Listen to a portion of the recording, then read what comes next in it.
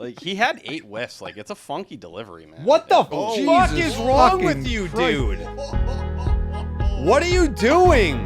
Ladies and gentlemen, boys and girls, welcome to the Section 10 podcast. Here are your hosts, Jared Carabas, Coley Mick, Steve Peralt, and Tyler Milliken.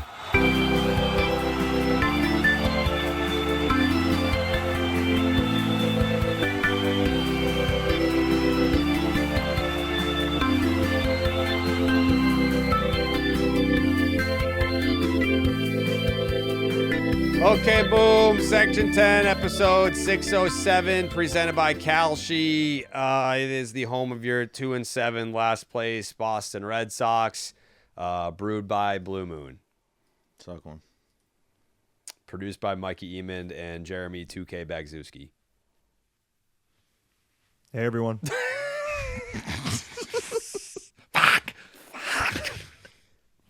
Section10merch.com, patreon.com/section10podcast. Appreciate everyone for supporting the fellas. Yeah, everyone knew it was going to be an okay boom start. It's it's not all bad news though. It's mostly bad news, but the good news is it's the return of the notebook.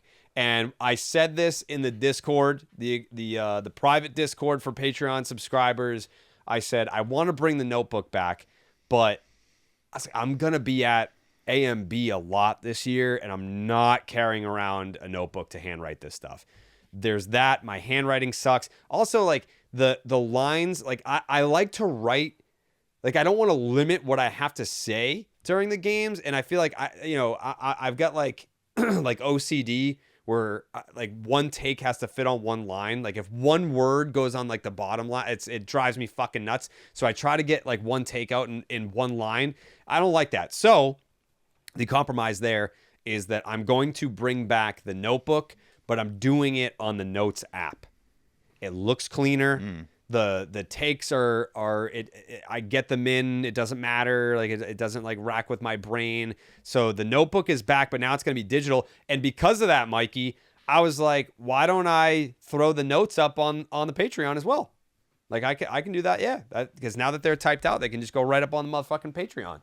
So patreon.com/section10 podcast, where you will get, before the podcast comes out. T, did you submit the Milliken Manifesto?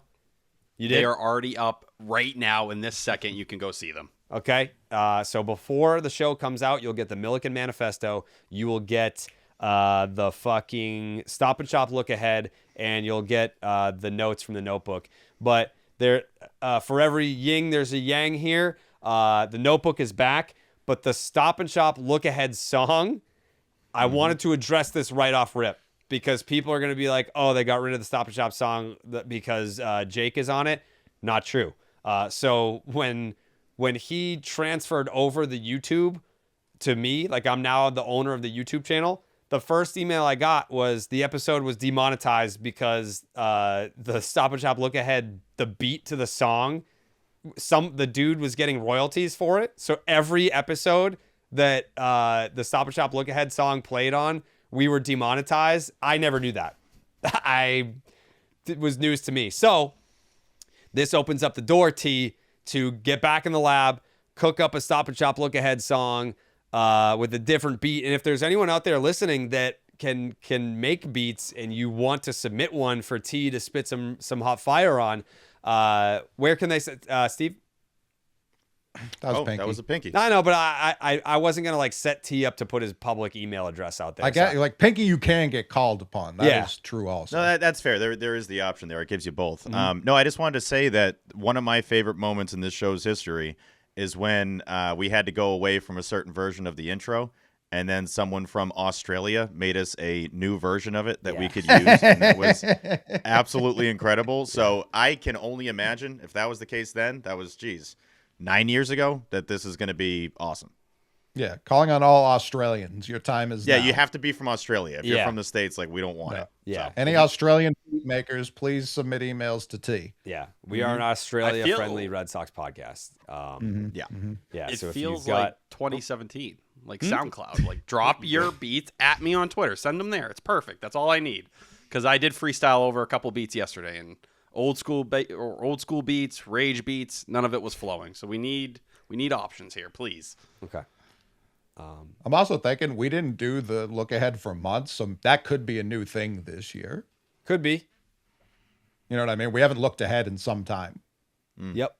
That's entirely possible, but I'm just saying. I just hadn't considered that. Sure. But yeah, we do have to get rid of it. Either Yeah. way. Either way. Regardless of Gotta how go. long it's been happening, Yeah. it's the first email that I got since taking over the YouTube was the new episode is demonetized because the Stop and Shop look ahead, and I was like, all right, well, that's gotta that's go. gone. Yeah.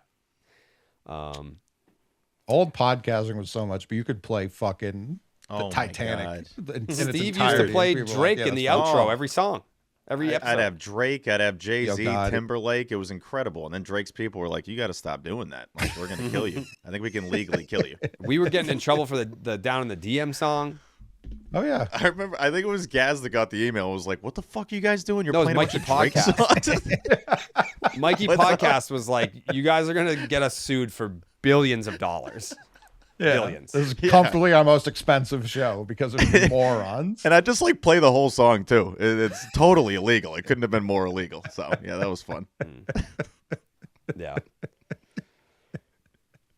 Well, you want to talk about things that are legal though.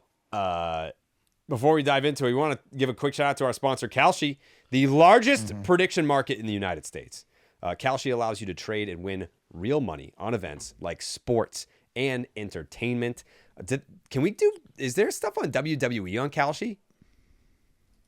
There has to be. Oh, absolutely. I haven't looked, but probably Has to be. Steve, look that. I feel like you probably doing have it right already now. made trades. Well, yeah. I'm For sure I already WWE know. with Kalshi. Yeah.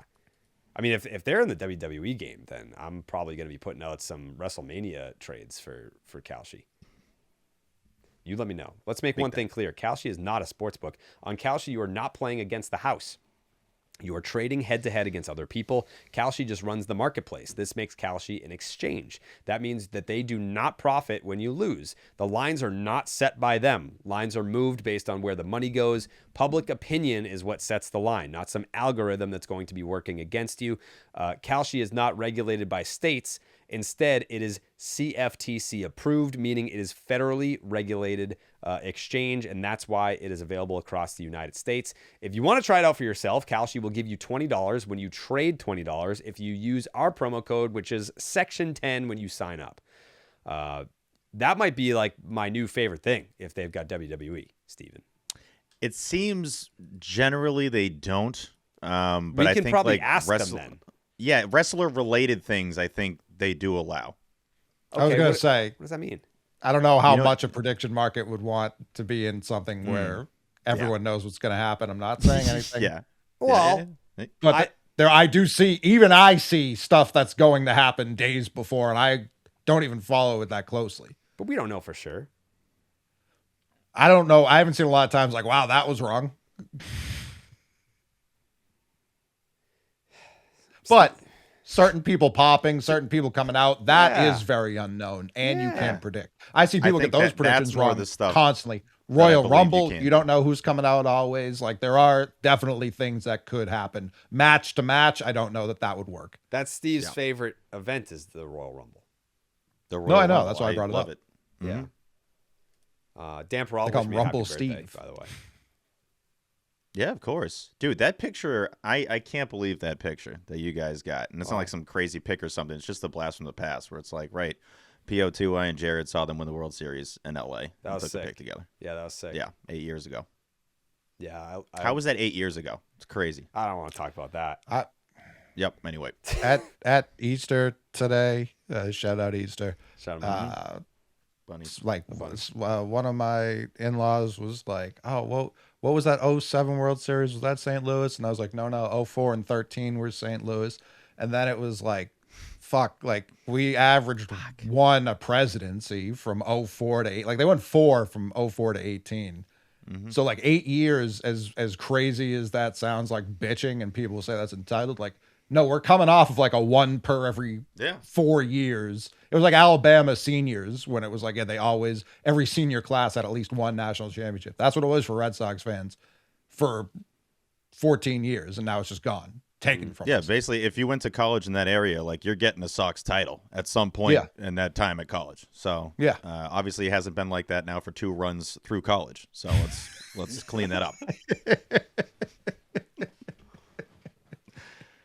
I spent so much money on Red Sox tickets freshman year. When we were at Endicott, I think we were 1 year off, Jared, but they did nothing. It was so bad because it was coming off of like the 07 World Series title, and then in 08, obviously they have that comeback and almost then get to the World Series. I spent endless money We were on 1 that. year off from what? What's that? In college, we were 1 year different. Well, I went right? to college for 7 years. Oh, right. So we were like 3 years different. But I either way, started college in 07. I graduated high school in 07, but then they won the World Series when I was in college. And then I And graduated. they did it 2 more times while you were in college. Yeah, I got 2 rings in college. either way, that sucked. I graduated like in freshman year. 2014. Freshman year, everything went into that 08 team. I got 2 college They almost rings, get to the dude. World Series. 09, I remember buying AP tickets for his 60th birthday for that Game 4, Red Sox Angels. Tough part is that game didn't happen. So you always got to get a gift that like is going to happen. Maybe that's the lesson I learned there. You'd hope. Yeah. 2010, that team sucks. 2011, Chicken and Beer. 2012, Bobby Valentine. So that was the Endicott time. Yeah. And Jared's spread through a whole decade, apparently. Yeah, and then Jared, he said sophomore year, 2013. Yeah, senior year, 2018. Yeah. We won it all. Yeah.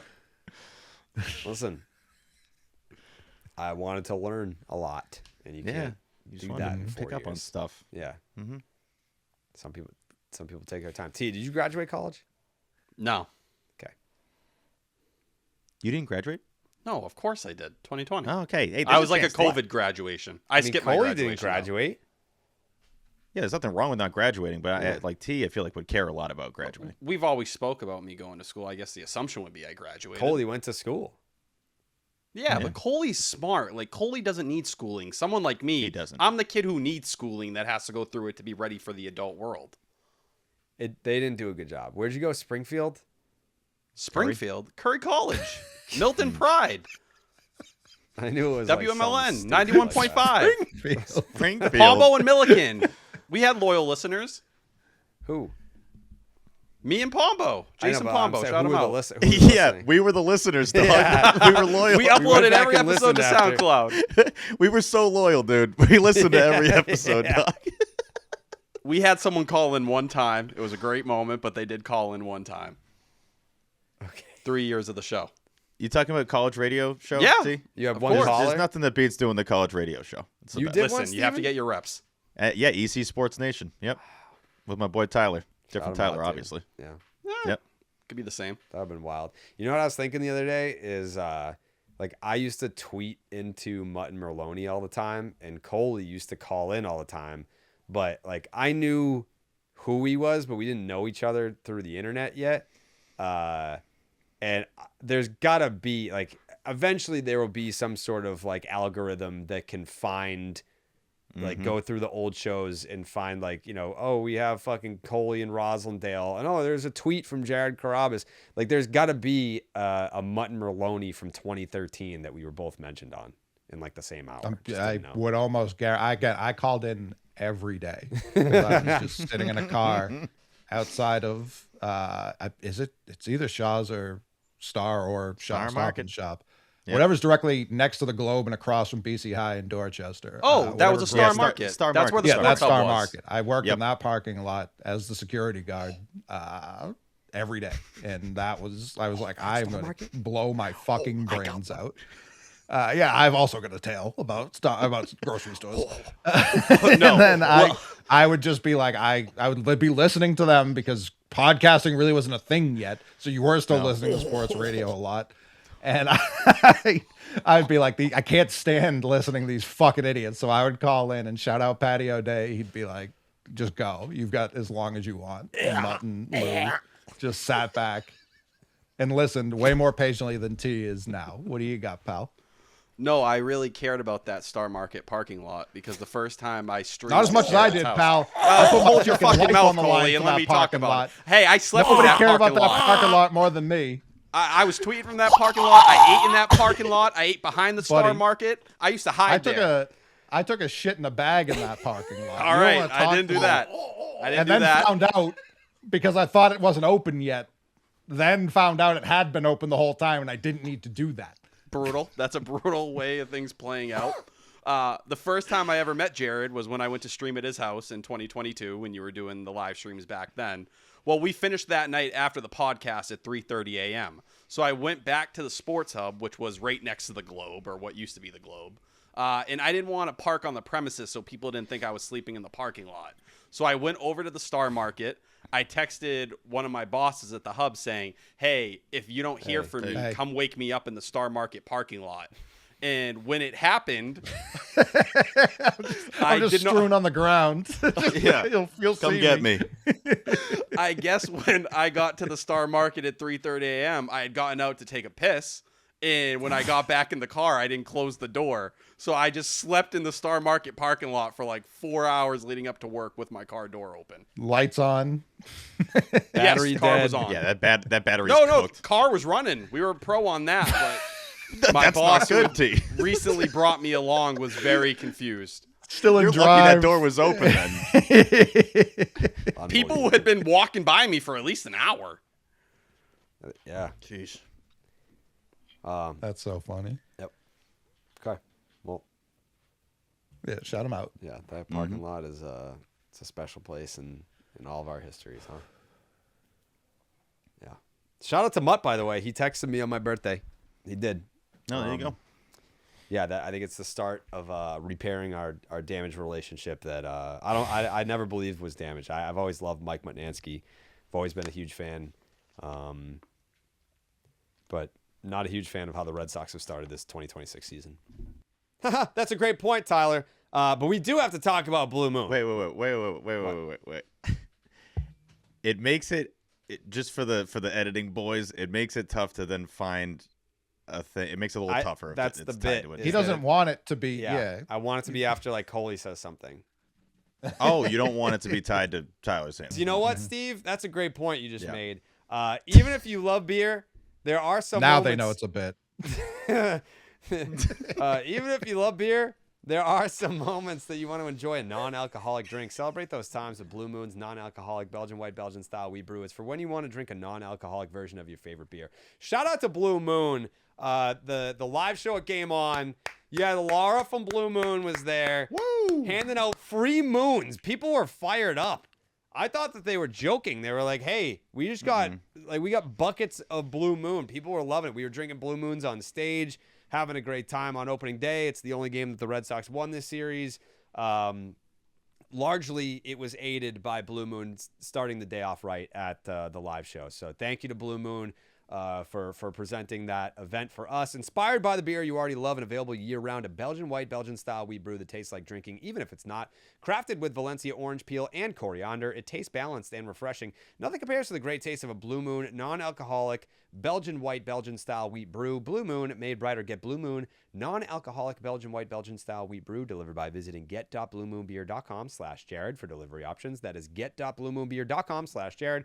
Blue Moon, made brighter. Celebrate responsibly. Blue Moon Brewing Company, Golden, Colorado. Non-alcoholic malt beverage contains less than 0.5% alcohol per volume. Suck one. What about Nutrafol, Steve? You know how in sports, Jared, everyone's got a can't miss training hack? Yeah, I do, yeah. Mm-hmm. And most of them don't actually move the needle. That's how I used to feel about hair growth products. A lot of hype, not a lot of results. What changed for me was learning that Nutrafol isn't just another supplement. It's physician-formulated, clinically tested, and recommended by dermatologists. It's a real game plan for thinning hair. Guys, if your hair isn't playing like it did in your 20s, cough, cough me, it might be time for a real comeback, not another workaround, because throwing on a hat, cough, cough me, isn't a strategy. Nutrafol supports healthier hair from within. Nutrafol now offers hair growth supplements tailored to men at every single age. So like really young people like T and really old people like me, Jared, and Coley. Nutrafol is the #1 dermatologist recommended hair growth supplement brand trusted by over 1.5 million people. Is that a lot of people, T? Way more than I can count. I know that to be true. Start Nutrafol today and make the hat optional. Visit Nutrafol.com and enter promo code SECTION10 for $10 off your first month's subscription and free shipping. Find out why Nutrafol is the best-selling hair growth supplement brand at Nutrafol.com, spelled Nutrafol.com, promo code SECTION10. Back to the show, Steve. Back to the show, Jared. No. Okay. It's notebook time. Also, yeah, I mean, if Mikey, who would be a good sponsor for the notebook? Like some sort of like paper company? Ryan Gosling. Yeah, maybe Staples? Staples. Yeah. All right. Yeah, I like that. There you go. Office Max. Office Max could be a good one. Yeah, we're gonna have to get them on the WB phone. Mason, keep it local. WB Sure. Mason. There you go. Yeah, I believe that are they a Red Sox sponsor still? They have been our whole lives. They have to be. Yeah. I mean, They're they like have the the Red giant Sox logo on sponsor. the monster. Yes, T. I do think it's important to declare where we are in the podcast right now. The Red Sox have the worst record in all of baseball. They do. And they did a couple hours ago, too. We did it. We were waiting for the A's game to finish. That finished a while ago. Yeah, right before we started recording. I think Brent Rooker hit a walk off before we even came on here. Yep. Anyways, the Red Sox notebook sponsored by could be you. Could be you. I love Could Be You. Could be you. April 3rd versus the Padres. This was the home opener. We had our live show at Game On. What the fuck did I just stab myself with? Jesus Christ. A needle? Tough day. There's something in my sock. Jesus. Anyways. That has to be top 5 worst feelings as a cop. As a what? A cop? What? You don't ever wonder, like, when a cop gets, like, stabbed, like, how scary that is? Like, if you're feeling someone down and, like, a needle just hits your skin.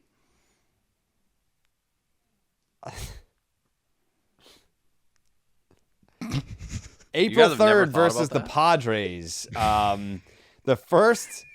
The first note here, and I know Steven was with me in this thought. The Yeah. first note of the season. Yeah. No flyover is fucking Ugh. criminal. Insane. The opening day ceremony is ruined for me personally. Absolutely insane. What was the statement, by the way, that they put out there that, like, there's a war in Iran, so we can't do a we're at war. flyover at Fenway? I think What? that's what it was. I don't get why people like that. Like what? It hurts my ears. The flyover, like, it Why just, people like flyovers, T? Come on, they're Flyovers the it best. just hurts my ears.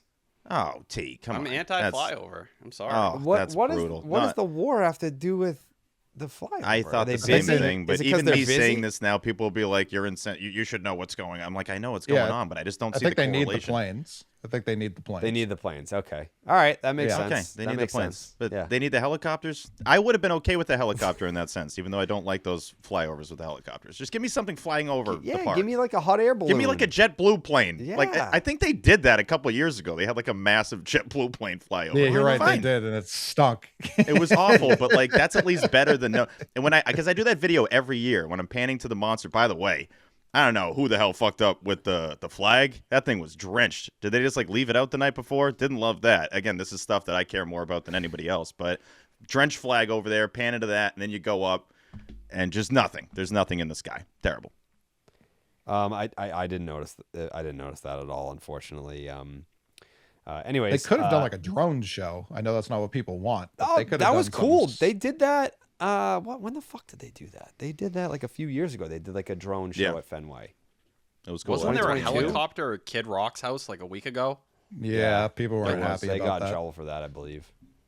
Yeah. Yeah. Next note here says, standing ovation for Xander Bogaerts gave me chills. How different would life be if the Padres didn't do some wildly irresponsible shit on a random December night in 2022?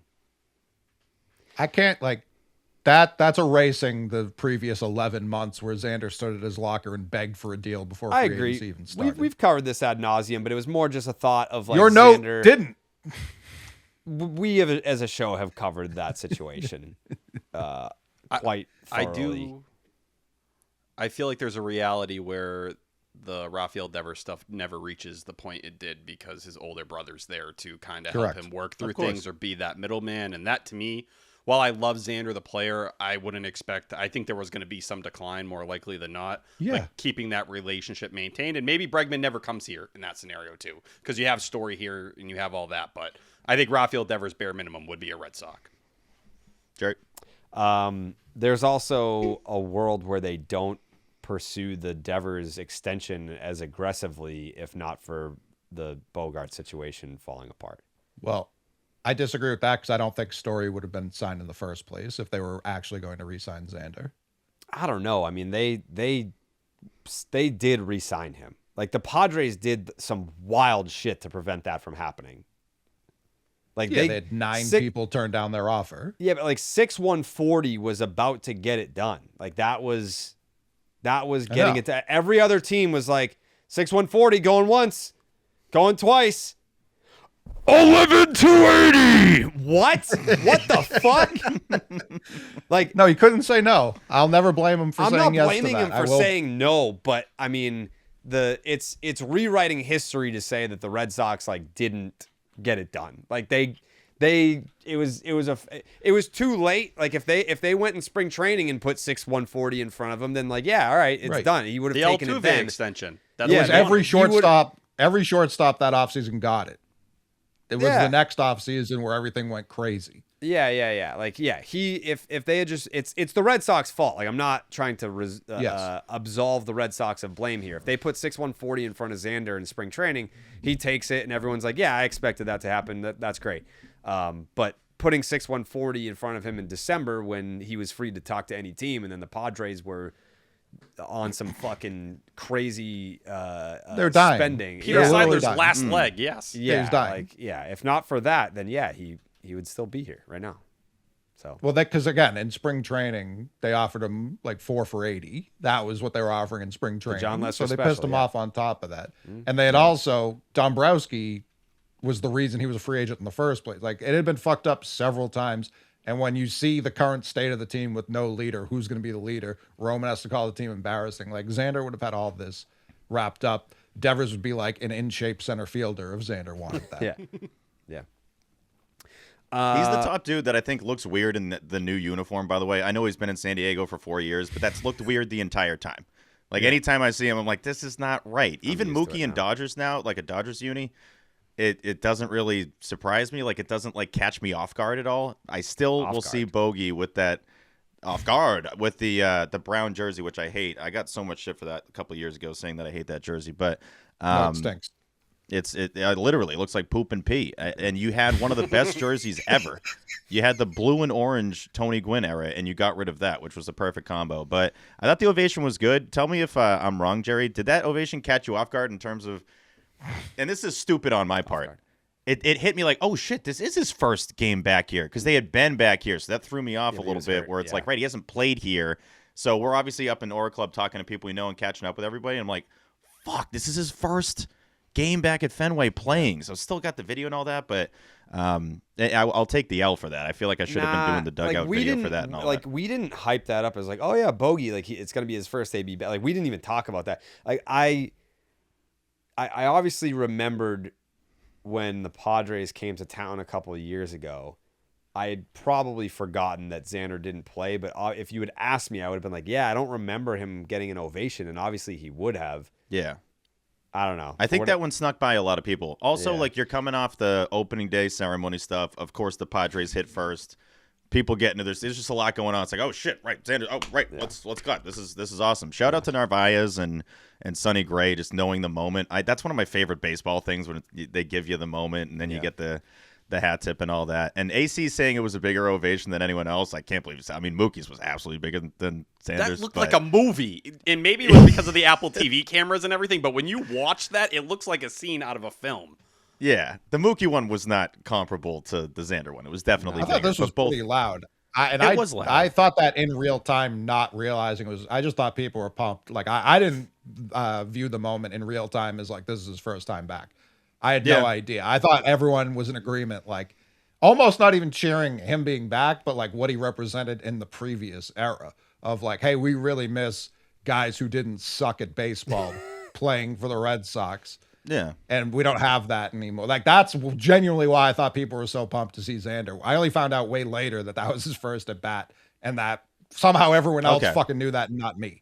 I'm making all right. I'm glad y'all said that because I'm like, am I the only one that's not realizing this is his first? It was not on my mind going into the game. Okay. Or like, okay. No, but I was thrilled to see him and had tears in my eyes all the same.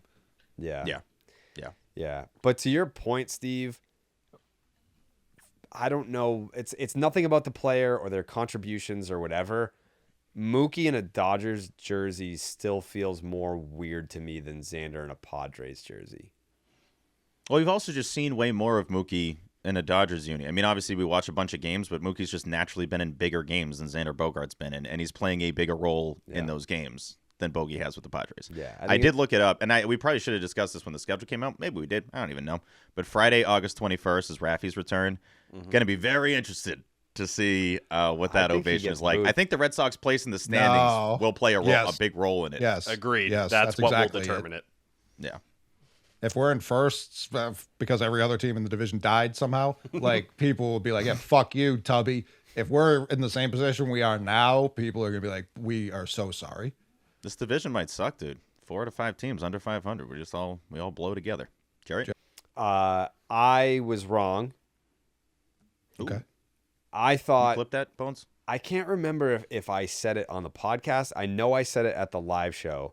No, I said it on the podcast, and then we also discussed it at the live show. I was like, yeah, I don't think Caleb Durbin's going to get booed at the home opener. I think it's going to just be like a very, who gives a shit kind of like, and like some claps. No, he got booed. He got booed. Yeah. During the introduction, so just watching from TV, it seemed like 70% positive, maybe 30% negative. It was after the first at bat, and it was loud on TV. He got what booed. a shit at bat. Like, it was couldn't have been horrendous. worse. I don't think you could put a worse at bat together there. It's like, let me hit a little dribbler and not move. Oh, the boos are coming heavy now. This is about as booed as you're going to get. That was tough. Yeah, speaking of booed, were you with a big booty Latina at the game last night, Steve? Jesus. I saw that on Instagram. Since we're on the topic. Yeah, I saw that. Easy transition there. Yeah, dude, I saw that on your Instagram story. What was that all about? Yeah, I love seeing listeners. I always love seeing Section 10 listeners at the park. Big support, so obviously. It wasn't love a that. date? Big. No, not a date. Were you at the game with her, or did you just saw her? No, I was at the game with Mikey and our boy Andre. There were a lot of Section 10 listeners at the ball yard. Mikey, what's the deal? What's the deal with this mamacita? I have no idea. She seems lovely. Steve went out for like an inning to go say hi, and he came right back. Oh, okay. Yeah, I thought this was like a whole game thing. No. It was the ninth inning, so that was fun. All right. Yeah, when they get, laser to Tatis, and then the game just ended. You guys gonna hang so out again or no? I mean, when people are at the park, I say, "What's up?" So this, all right. I didn't know. I don't know. I didn't know if What's you guys, the next segment we got here? I didn't know if you guys were gonna. I'm just, hey, I'm just looking out for you, Okay. Steve. I want to see you happy. I want to see you happy. That's all. I'm not happy right now. Why not? 2-7 ain't gonna do it. What's not gonna do it? 2-7. What? The fucking team. Well, Oh, that means yeah, even see. more stuff off the field you kind of need to find some fulfillment from, right? Yeah, of course. Yeah, All right, let's keep it moving. you have to live Yeah. a complete life, Steve. Yeah. The bigger the hole the team is in, the bigger the hole Steve is in. That's what everyone says. I don't think he's coming back. That'll do it. She just walks into the frame. Appreciate you guys. Thank you. This is something Hashtag- something to keep an eye on. Hashtag Steve needs hole. Tweet at him. This is something to keep an eye on, Steve. That's all.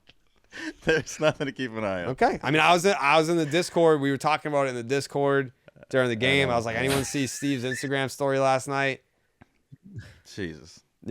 What What was bad about that Instagram story? I'm like, this Nothing. is bad. The Red Sox are losing. Okay, all right. Just I didn't making say sure. anything bad about it. I didn't say I'm just making sure. I didn't say anything bad.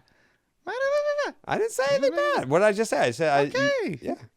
I was just seeing. Yeah, I was just alright. seeing if it was like a little Stevie Kissy doos like a No like a love smooches. situ- Nope. Okay. Nope. No smoochy doos. What's the next Like in a the- love the situation. notebook? What was the next thing you wrote down? I had Big Booty Latina in the notes. I don't want to overreact, but I truly believe the Red Sox are a much better team if Trevor Story and Marcelo Meyer switch positions. This was the top of the third. Story dropped a fly ball in left field.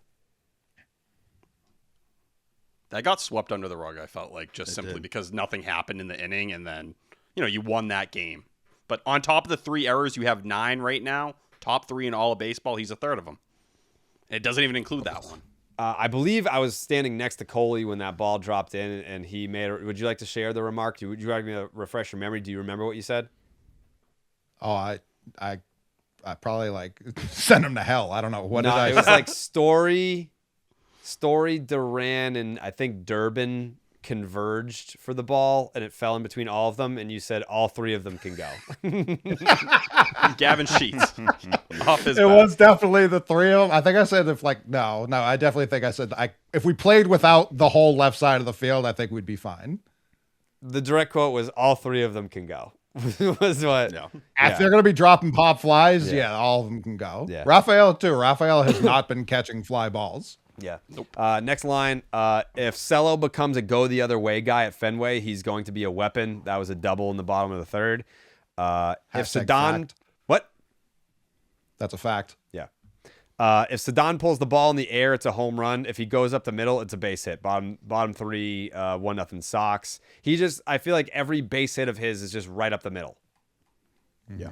On a high pitch, too. Always above the zone. Oh, yeah. Cannot be in the zone. No chance. Duran, sick catch up against the wall. Need him to not suck in left field this year very badly. That was in the top of the 4th. Caleb Durbin got a hit. An RBI knock. Bottom of the 4th. 2-0 Sox.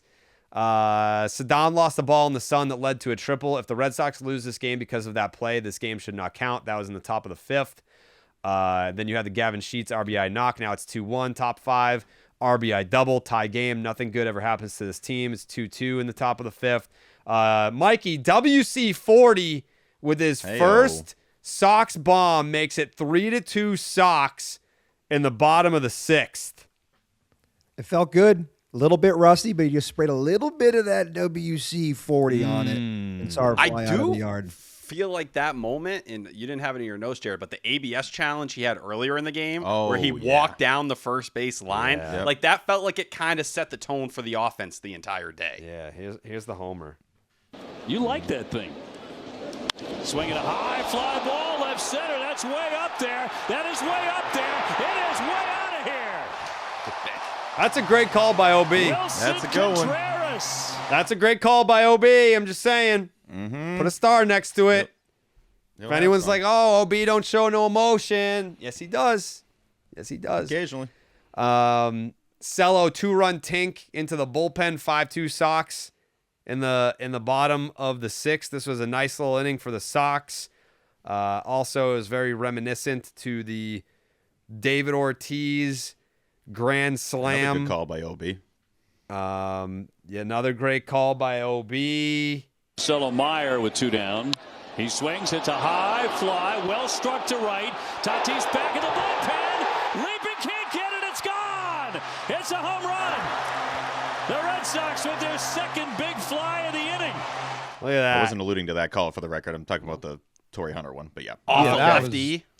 That was okay. That was an okay call. Yeah, that was fine. Yeah. I mean, also as an announcer, that's tough because you got to really Correct. see if the ball's actually in the bullpen or not. I thought don't for wanna- sure it was caught. 1,000% thought it was caught. I couldn't believe it. I love Fernando Tatis Jr. He was striking out, and I was getting upset. I'm like, why are you getting upset? That's good for us. Like, dude had 4 Ks, and I'm pissed. And I'm like, wait, no. Don't be pissed. He can do no wrong in my book besides the steroid stuff. Fine. Yeah, whatever. Did it really happen? Whatever. Yeah, Who cares? not really. He had a haircut, dude. Fucking Yeah. chill out. I think he It's had all good. ringworm. I think wasn't it ringworm? He had a Something like ringworm haircut. Yeah. Jerks and Profar is the line these days. That would have been the Correct. most Tatis catch of all time, by the way. It's his first time at Fenway, and he makes like the greatest catch in right field history at this park. He had the ridiculous catch to Rob Wilson the next day. Sure. Yeah, he's 10% catch probability. yeah. Jerry, But T made a good point. That was off a lefty, and Cello's been a delight to start the season. Sure has. And I think no. that reality that you and Coley talk about with him playing shortstop every day, if he can show any consistency against lefties, that's when that conversation will actually get to be a real one. So the more he does it against lefties, that's when we can start to have that, because it seems like they're not willing to do it. Coley? Oh, sorry, Coley. Yeah, I feel like if the current shortstop isn't doing it against lefties or righties, I don't need that to be part of the conversation. If he's not doing it against lefties or righties, this team's going nowhere in general. So Yeah. he has to. Meh. We'll see. We'll have there's a larger Trevor Story conversation later in the notes. We can have it then. Real quick on Cello, Jerry. It was interesting seeing Cora mention after the game, like, yeah, I think a lot of people made a big deal out of this whole thing. It's like, it's because of what you've said and what you've done. And he doubled down. He doubled Yes. down after the game. He goes, if there was guys on first and second, Andrew Monasterio's coming in that spot. We like We're the all matchup. looking for who is responsible for this. Yeah. It's, Why I the think fuck do should you leave play meme. IKF for him? Like on Relax, opening relax, day? relax. Yeah. Relax. It's insane. It makes no IKF sense.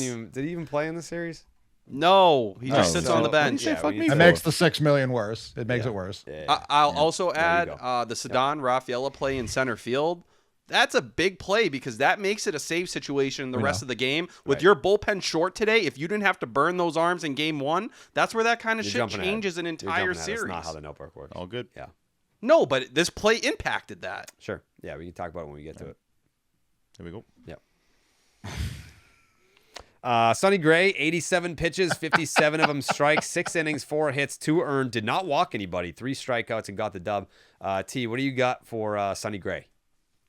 The cutter usage. We talked about the sinker, his last start of spring training and the first start of the season, where he had kind of replaced that with his 4-seam fastball usage from the last season. In this start, 29% cutter usage. Last year, he was only at 12%. 17 first pitch strikes, 8 whiffs total, 4 on the sweeper, 2 on the cutter, 1 on the sinker and changeup.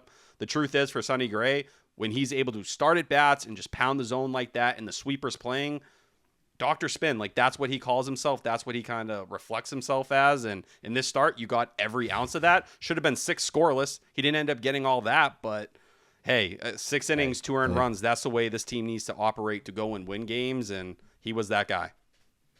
He was. Yeah, the next note here says, I respect how much Red Sox fans still hate Manny Machado. Like, Cora made a comment about, like, they still remember how great, Bogarts is. I was like, why are you surprised by that? They're still booing Manny Machado for something that happened, like, 9 years ago. Literally 9 years ago. Yeah. I mean, I'm not saying it's By not the way, deserved, but another layer these fans to it, don't Jerry. forget. Yeah. It's every at bat, and it gets louder every single time he's up there. I was like, there are moments at Fenway where I'm just proud of the fan base we are a part of, and every time he came up, he was getting ripped, and it was like the entire AB, people are booing him. Kind of felt like he was going to have a bomb eventually. I'm not going to jump ahead, but that was great. That was really, really good to see. And people at other parks, other fan bases, they're not going to be booing you for something 9 years ago. It's just not happening, but it happens here. Altuve still gets booed. No, of course, yeah, that's going to supersede everything. Supersede? I don't know, but yeah, that's going to be the biggest thing that the Dodgers fans have. But they should get over that shit. I don't know. You've won like 80 World Series. You're good. I mean, they boo him at Yankee Stadium more than Dodger Stadium because they're like, you That's took fair. Aaron Judge. I'm on Altuve's side there. Yeah. Weh. Red Sox win 5-3. Mm-hmm. The middle game, Saturday. First line here says, just like the sun was yesterday, the wind is going to be a motherfucker today. Line 2, Connolly early does not look sharp today. A lot of walks, a lot of traffic. Next line says, great spot for Durbin to lay one down and wear the crown. 2 on, nobody out. Swings away, grounds into a fielder's choice. Runners at the corners with 1 out. Made it 1-0. Or at the time it was 1-0 Padres, bottom of the second. Meyer sack fly, good AB. 1-1 tie game, bottom 2. More walks for early, not good. At least 2 base runners the first 3 innings in the top of the third. For me, an RBI double down the left field line. 2-1 Padres in the third. The Red Sox have 3 hits in the inning and score 0 runs. That was in the bottom of the fourth. And then Connolly early, his day is done. 88 pitches, 53 for strikes, 4 innings, 3 hits, 2 earned runs, 4 walks, 4 Ks, gets the no decision T. What was cooking for early?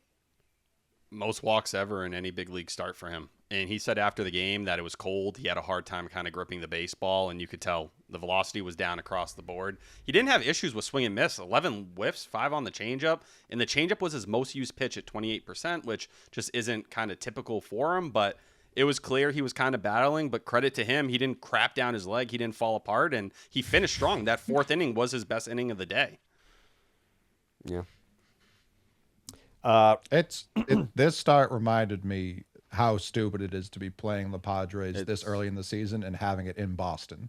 So Like dumb. what was the weather in San Diego it's the same every day, 75 and sunny. Like, if we're gonna be forced to play interleague play this early in the year and it's going to be a warm weather team, it's clinically insane to have it be in Boston, not in San Diego. Also, what is this schedule? I feel like I should have noticed this earlier. Stinks. 4 of the first 5 series are against NL teams? What are we doing? Stinks. It's bizarre. And you could tell with Tatis and some of these dudes that are obviously warm weather guys. They're like, just get me out of here. I know we blamed the cold before in games. That might be the coldest I've ever been at Fenway Park. It's right up there. Like, it just doesn't – it's so far from baseball weather. Like, you get toward later in the game, and it's like no one's hitting a homer. Marcelo had one that I thought was gone. It didn't even reach the warning track. So it blows. And I understand both teams are playing it and all that, but – this is my least favorite thing as a baseball fan, are these like 30-degree April games. Yeah, the April games suck. They suck. Next line, Roman nips for trips. He's stranded at third base in the bottom of the 5th. Next line, speaking of what Steve was talking about, Xander Bogaerts holding the hand warmers in his hand until he actually has to throw the ball is very funny. That was a Rafael infield single in the bottom That's of the what was 8th. popping out. That was popping out of him every time he moved. Yeah, he His was hand warmers holding the hand warmers in his hands. Then the ball was hit Okay. to him, and then he would throw it and then field the ball.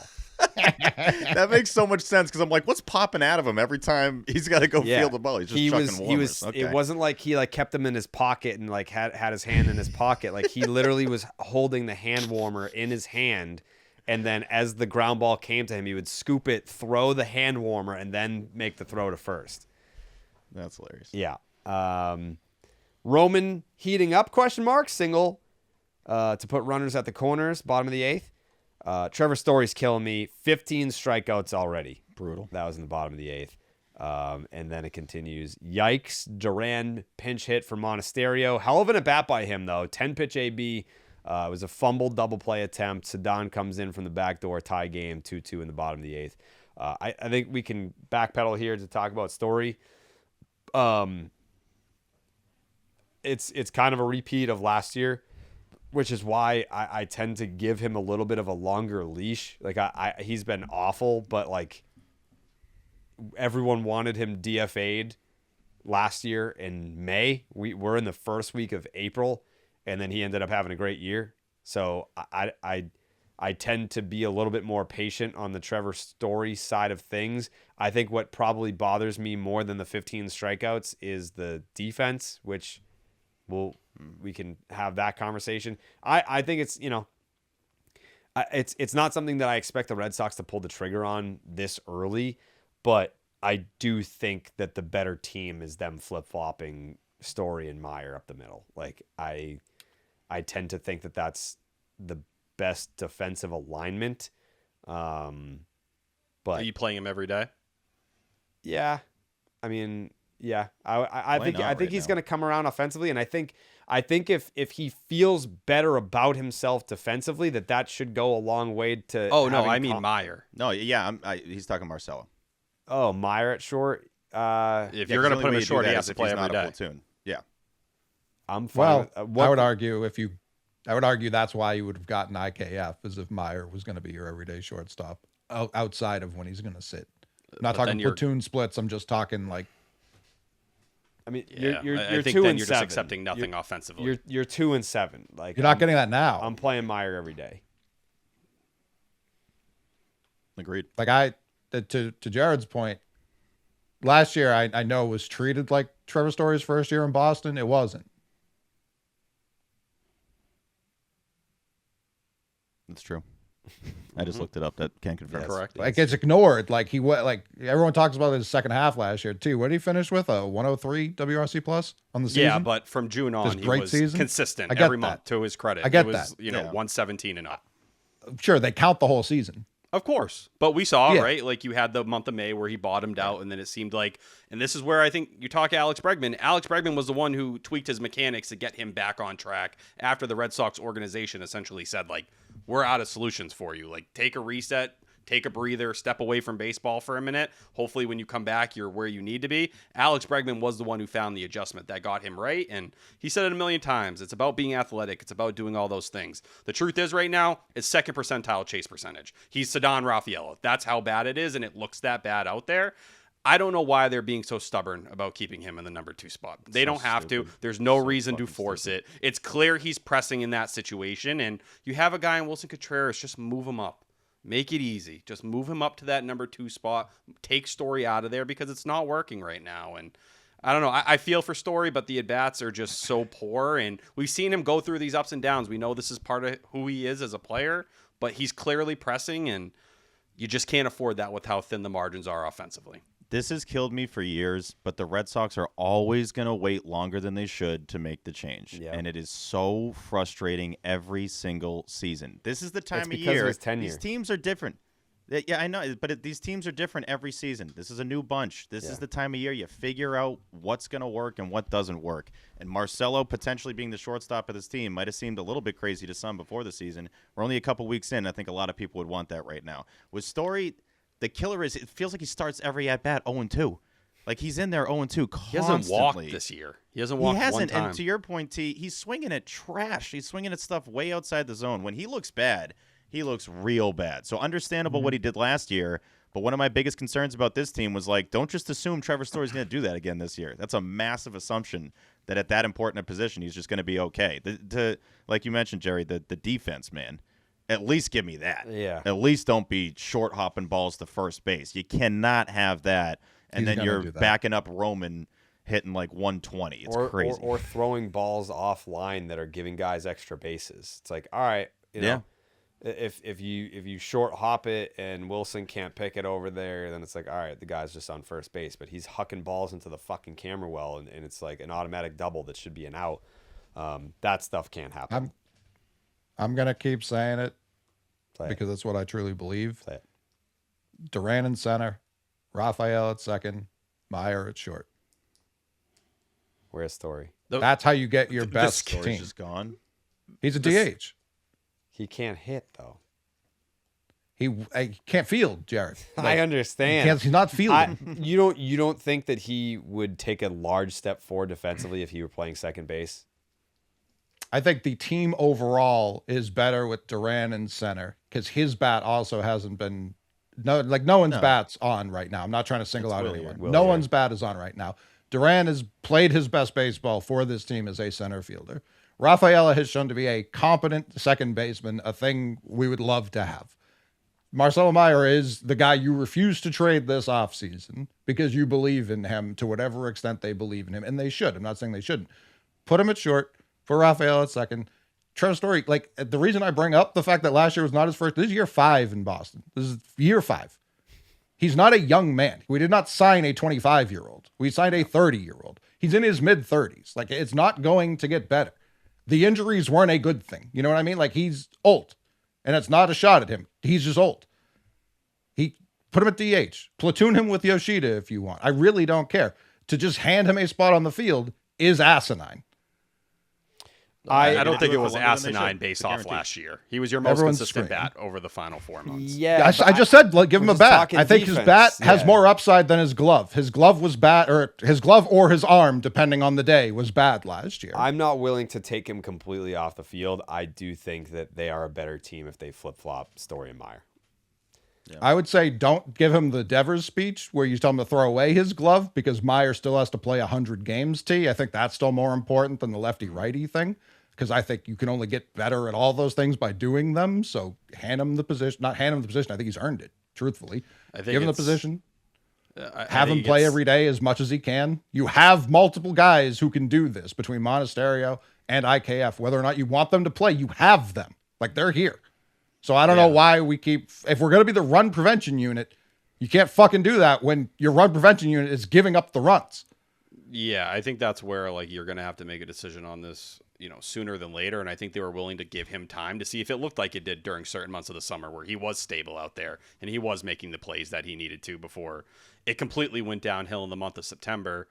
I just think with Marcelo too, like putting him at shortstop every day, how confident would they be playing him every day for a guy who's never played 95 games in any professional baseball season of his career in terms of keeping him upright? But at that point, I think Andrew Monasterio can play shortstop. So if you're going to go there and try that, I would think of it as something you should consider. I just don't think they're close to that. And I think the reality is Meyer hasn't taken ground balls at shortstop this year. Ceddanne Rafaela hasn't touched the infield grass or dirt this year. And those are, I think, going to be some things here that show they're not close to walking down those pathways. I also think there's a layer to it that people think if you put Story at second and you put Marcelo at short, and Marcelo happens to get hurt, because that happens with Marcelo Meyer, just move Trevor Story back to short. There's this an idea, oh no, you couldn't do that because you already moved him to second. Like, he can play both positions. It doesn't matter. Understandably, you probably just want him out of, off the field in general, but if that's your backup of your opening day shortstop, just goes back to shortstop after the guy you want to be the future of the team at shortstop goes down, like, that's not the end of the world. Jerry? T's going to hate this, but I think if you flip-flop Story and Meyer, and then Meyer happens to get hurt, I would still keep Story at second base and have IKF play short before I put Story back at short. Or Monasterio. I'm fine going with Monasterio, too. Yeah. Like, they have options there. I'm completely okay taking him off the field and being like, you can get out there sometimes. I'm just saying in the event that Meyer gets hurt, I don't think that means that you have to put Story back at shortstop. Sure. Yeah, I don't think they're going to want to jerk a player back and forth. I think you're going to get to a point where they know that was kind of why they traded Devers last year, because he wouldn't get jerked back and forth. So they should actually be super comfortable telling guys they can go back and forth. In theory, but it's not reality. Also, guys should just be able to go back and forth, especially if you suck. You don't have leverage. For sure. Like, that's if you're not good and we need to find the best way to fill the best nine every day, then we'll move you back and forth. You're a major league player. It can't be that hard. It really. Well, can't. It's also what are their defensive metrics? Because we got the story in spring training that their internal system was much higher on Story's defense last year than whatever's publicly out there. The same metrics that told you David Hamilton could play shortstop. Their internal metrics have Christian Campbell as Ozzie Smith. So like I really don't want to hear ever again about their internal defensive metrics, because we know they're clearly not good metrics. Like they just aren't. I'm just operating from their perspective. I know. I'm not killing the messenger here. I'm killing the message you're handing me. Like it's it clearly doesn't carry any water. Like, and to AC's credit, like he's a player's manager. That's their guy. I understand not throwing him immediately under the bus. I have been calling for this since before the season started. Like, I'm going to keep calling for it because it continues to look like the right idea. Yeah. We'll see. We'll see how long the leash is. I think, I just saw our guy Corey, who does all our graphics. He fucking crushes it. He said, I've never been more down on a baseball season within the first 9 games of a season than I am with this team. And there is some validity to that, just because I think we had a lot of question marks going into the season. And I know people probably listen to this and be like, you all picked them to win 90-plus games except for Coley. And it's like, yeah, like there's talent there, but I don't think any of us said that there's no flaws. Like, it's like we've been talking about the roster construction this entire time, being like I don't think that it makes a ton of sense. Like the fact that they didn't trade the outfielder, the fact that they didn't pick a path with the infield situation. The fact that they were trying in camp being like, is Durbin a second baseman or is he a third baseman? I don't know. Yeah, like there's a lot of puzzle pieces, which you need puzzle pieces to create a puzzle. I just don't know that you have the right puzzle pieces to create a great team or like a championship team. It's a mixture of different puzzles and you're trying to make one puzzle. Yeah. I've never seen a team with like more playable players, but you can't move any of them. No, for reasons like that don't really actually hold any water. It's like, well, you can't bench Durbin because you just traded for him and he's a solid player. And it's like, well, you definitely can bench a guy like that. And it's like, well, you can't move Rafaela because he has his most value in center. It's like, okay, well, if it's fucking up the whole rest of the team and he's been able to play other positions, you definitely can move that guy. As far as I'm concerned, it's like just Wilson Contreras because he can really only play first or DH. And now, and I know we're going to get to this in the notes, but it's like, how could you possibly right now bench Masataka Yoshida in any circumstance? Like, how could you do that with a straight face today? Like, how? One of the best hitters on the team, Coley. How is he, like, he's got to be the best, if not the second best? I don't want to jump ahead. I guess That's it's Walker. him, Meyer, and Anthony? I do Are those not. the I best three Respect so far? Connor Wong. I do not I want to I won't. ahead. I don't want to do it. No doubt. I get that. But it's like, if you're going to play your most optimal team, I'm not throwing anyone under the bus, obviously, but if you want to play your most optimal team, do it. Well, today was the all offensive lineup. That's what you saw. It was go Walker Buehler on the mound, go Mash. And you had your best offensive they game of the scored season. six You're runs jumping and ahead lost. because we're not done with Saturday. Yep. Anyway. This is probably unfair given how hard the ball was hit, but Rafael is not catching balls that he was catching in previous years. Tatis 2-out double in the 9th inning. Ramon Laureano 65% catch probability. 65%. I was shocked to see that number. I did not think it was going to be that high. Huh. Good to know. Maybe it's because it's him. I thought it was pretty catchable for him. For him, yes. People who were at the game like tweeted my tweet of the percentile and were like, nobody ever thought he was going to catch that ball in person. But his first step has not been good this year. That's just the reality. No, Yeah. because he's mentally a second baseman now. Well, I'm glad that that the note was backed up with data. Thank you, T. Ramon Laureano RBI knock off of Chapman. Okay, here's another one. This is part of the same line. Here we go. Yeah, the Roman's arm discourse is going to be a thing. Yeah. It already is. It Or already made it a is, thing after but the like game. the first one, I was like, oh, geez, maybe that was just the ball was wet or something. This one, I mean, it was a fine enough throw, but just wildly offline. I don't know. I did not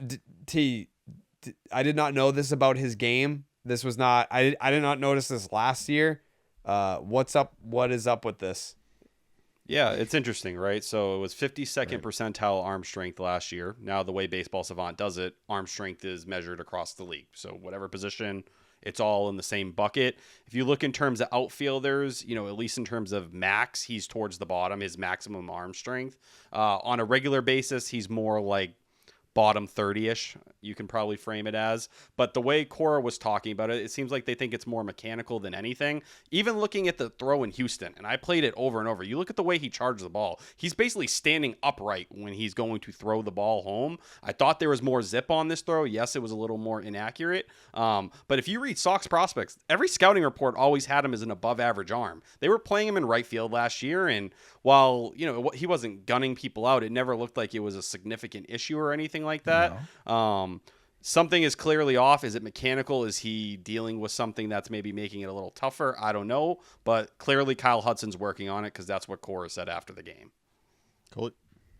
It's also I feel like because it's Roman, we just kind of forget he was fucking really injured last year. Stopped playing, and it could be affecting his throwing. Like, I'm not saying that's the answer, but I'm not saying I haven't seen anyone even reference the fact that he hurt an area that could be affecting this.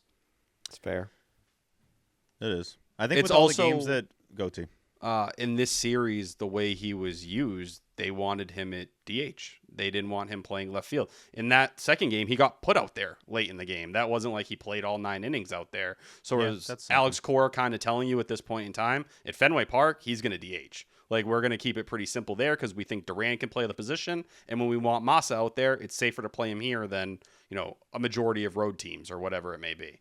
I think with how many games we watch, we bake into our brains what we expect to happen as a play is going on. And multiple times now this season, I'm like, where is the ball? Like, you're just waiting for it to come, and it's just not there. And even being at the park, he has it. Maybe I'm wrong on this, but I think he had it before Tatis touches third. And I'm like, you're playing left field at Fenway, man. Like, this isn't some deep left field, obviously, with the Monsters. So seeing that one's offline, seeing the other ones get thrown basically right into the ground on the road series there, it's concerning. And it is early, and it's cold, and it can be hard to get a grip on the ball and all that garbage. But, like, it's not great to see.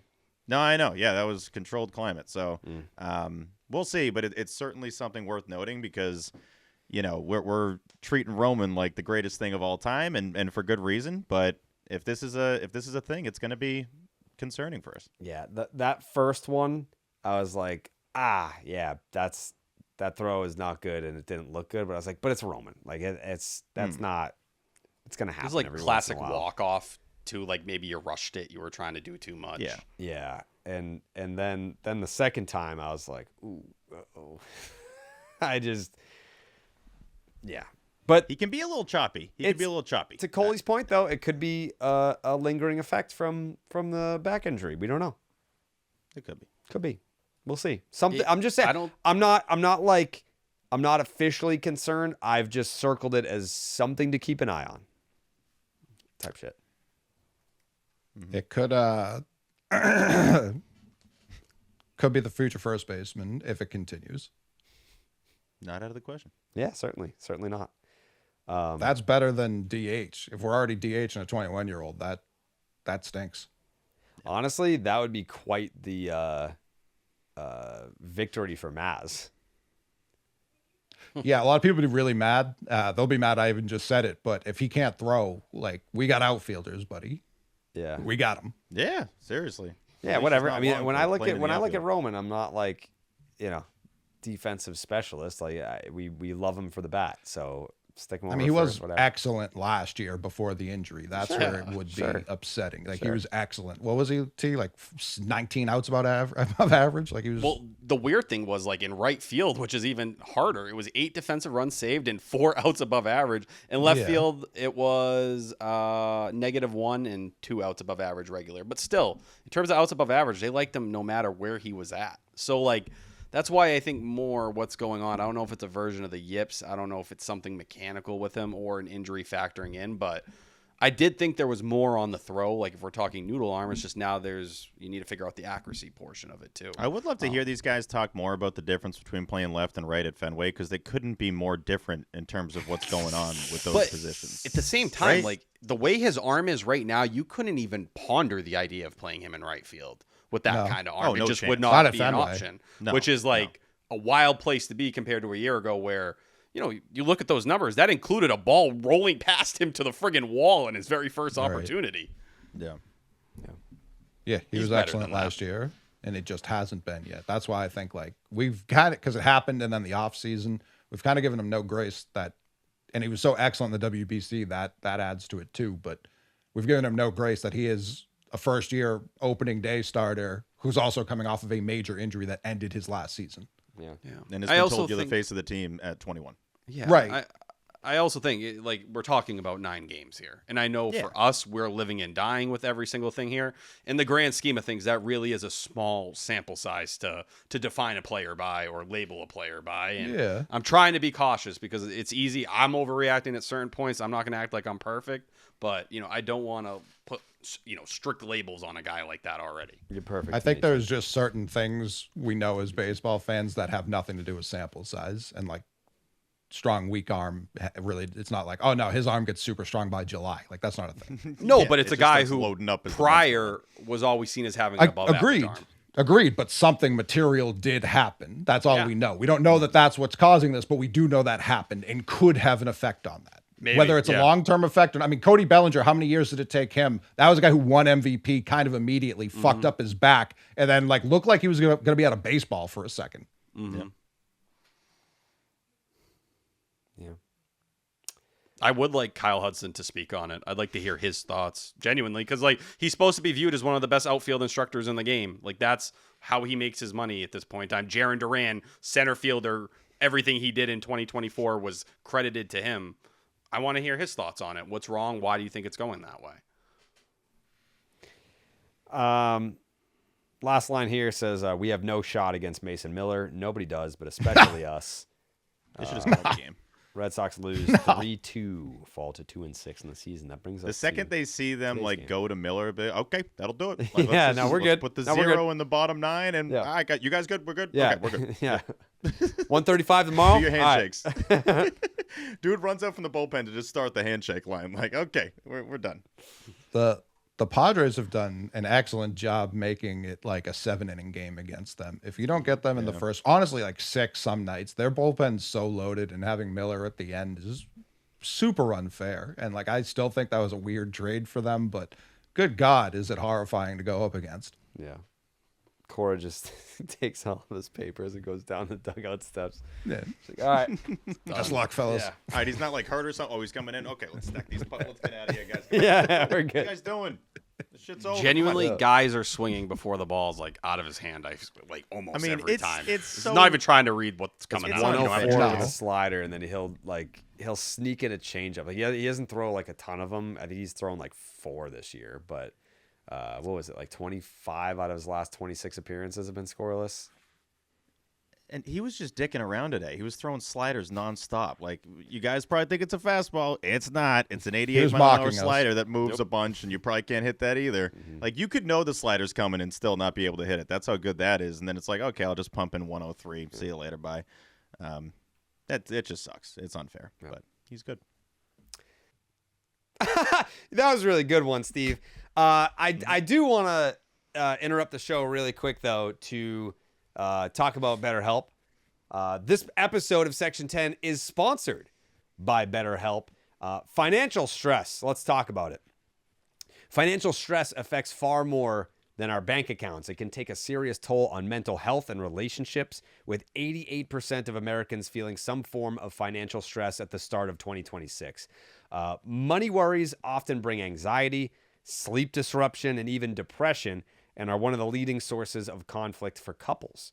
This month, we want to normalize the emotional weight of financial stress and remind people that struggling with money doesn't mean that they've failed.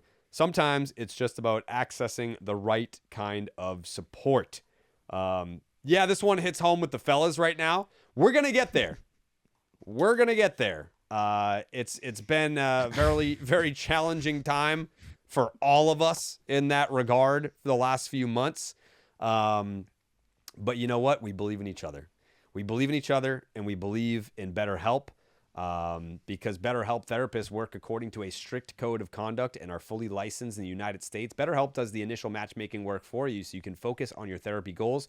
A short questionnaire helps identify your needs and preferences, and their 12 plus years of experience and industry-leading match fulfillment rate means that they typically get it right the first time. If you aren't happy with your match, you can switch to a different therapist at any time from their tailored recommendations. With over 30,000 therapists, BetterHelp is the world's largest online therapy platform, having served over 6 million people globally. And it works with an average rating of 4.9 out of 5 for a live session based on over 1.7 million client reviews. When life feels overwhelming, therapy can help. Sign up right now. Get 10% off at BetterHelp.com/rocket. That is BetterHelp, HELP.com. Promo code or /rocket. BetterHelp, HELP.com/rocket. Coley?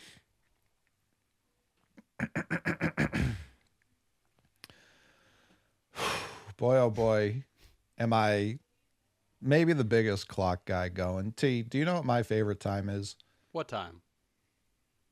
12:34. It's just so aesthetically pleasing. The 1, 2, 3, 4 all lined up like that. I've seen it, I think, like every day of my life. I don't know why, afternoon or right after midnight. My favorite app, Tyler, my favorite application for securing tickets to an event, a concert, an art installation, a Major League Baseball game. Well, that's Game Time, friend. And there's really no close second for a lot of reasons. I mean, we were just at opening day the other day. T, you weren't. You still don't know where Fenway Park is. But for the rest of us who were there, that's how I got in. And for me, the reason I use Game Time, I'm a family man. I'm a family guy, some would say. And ticket buying when you're buying for 5 is hell. It truly is. Unless you're with the fine folks at Game Time using their application, because they will do whatever it takes in their heart to get you the best deal possible on tickets for an event. Using things such as zone deals. Zone deals let you pick the section you want to sit in, and they'll say, hey, leave the seats to us. We're going to get you the cheapest seats in this section. Done. You don't even have to do all of the legwork you used to have to do to get tickets. And you're getting them at the cheapest. You also get to see what your seats look like from that section in app before you even decide you want to make that purchase. And that's because Game Time is built by fans. They're fans just like your fans. And that's why they are giving you the best experience, the most stress-free experience. And they are proud to offer the most flexible customer service policy in the ticketing industry. Game Time ticket coverage includes the lowest price guarantee, event cancellation protection, job loss assurance. If you lose your job and need a refund, Game Time has you covered, and on-time ticket delivery, which I find to be paramount when you're trying to go to an event. However, if you found out an event was taking place that you didn't even know was happening, and let's say like 30 minutes has passed, I bet those tickets are going to be even cheaper. They're still selling them up to an hour after it starts. So if you want to get to that concert, listen, depending on who you're seeing, if that Lil Wayne show starts at 8, you know he's not hitting that stage till 10:30. You mean to tell me I can get those tickets at 9 via Game Time? Come on, man. Well, don't let me. Game Time is going to, I'm not going to give away too much free game. I am going to give away $20 off Game Time, though, because you're going to take the guesswork out of buying MLB tickets, any kind of tickets with Game Time. Download the Game Time app, create an account, use code SECTION10 for $20 off your first purchase. Terms, buddy, do they apply? Again, create an account, redeem code SECTION10, SECTION10 for $20 off. Download the Game Time app today. T, what time is my favorite time? Game Time? It's 12:34. I just told you. Said that, T. My favorite app for tickets, T. 12:34.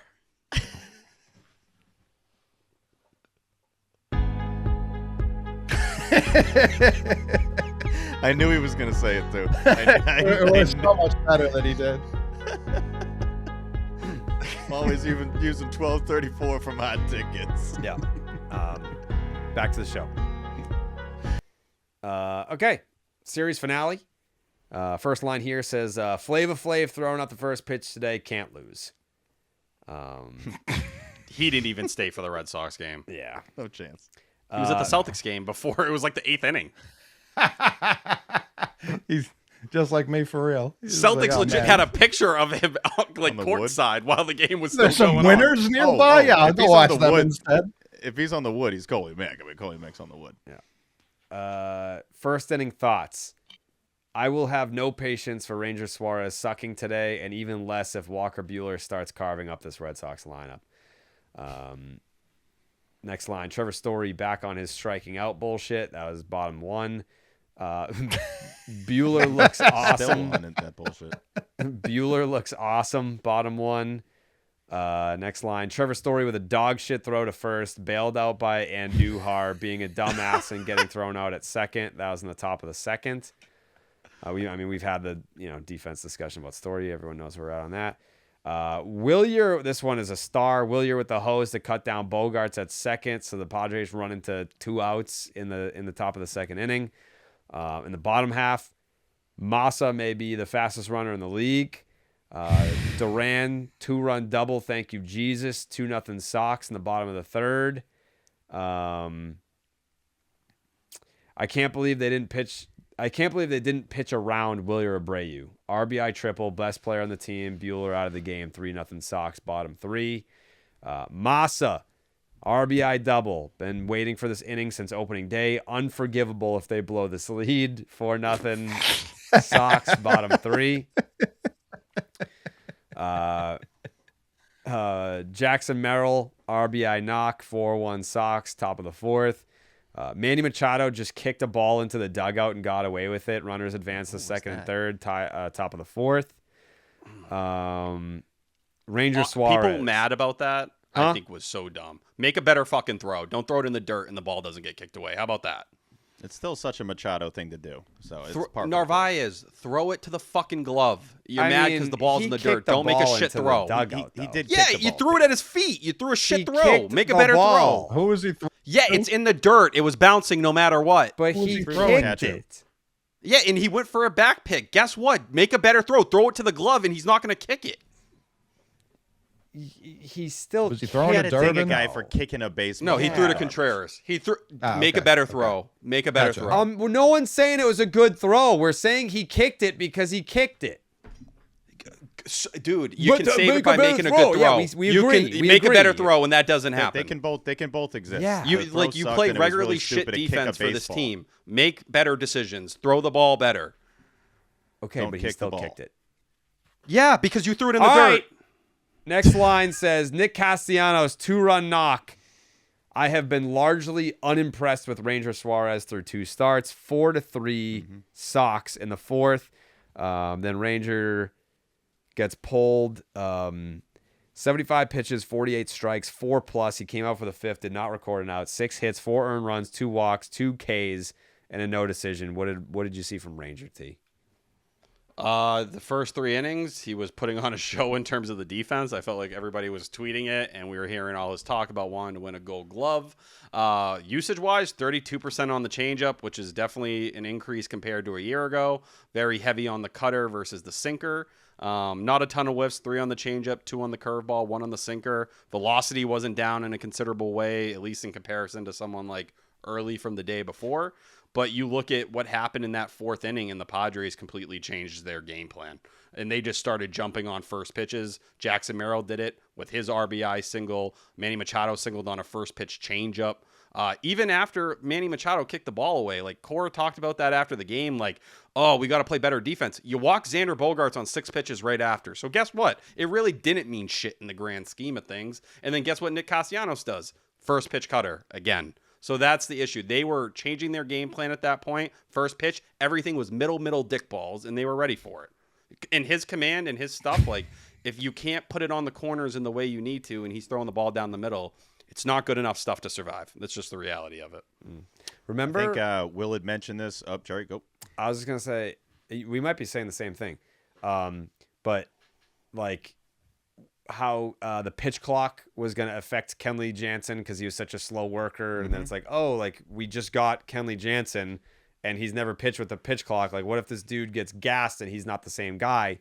And then getting Ranger Suarez, who's a soft-throwing lefty, but he is only effective when he's hitting the corners, and now it's the first year of ABS. What if he's an ABS merchant and he's not getting the calls that he was getting before ABS? And it's like, well...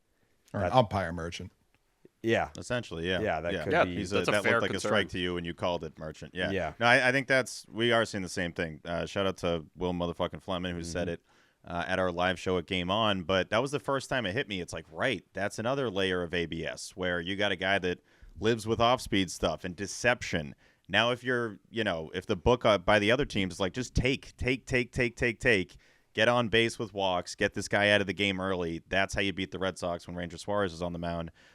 That is concerning. That's certainly concerning, especially if the strike zone, like we found out last week, isn't as far up as it needs to be. He's not going to be hitting that thing as much as he wants to. And now you're going to have to throw more of your stuff that starts in the zone, hoping it's going to move. And if it doesn't move, you're now throwing, like T's saying, low MPH dick balls, man. Those are going down the middle, and you're just going to be throwing BP balls at that point. And that's kind of what it's looked like so far for Ranger Suarez. He's been getting hit pretty hard.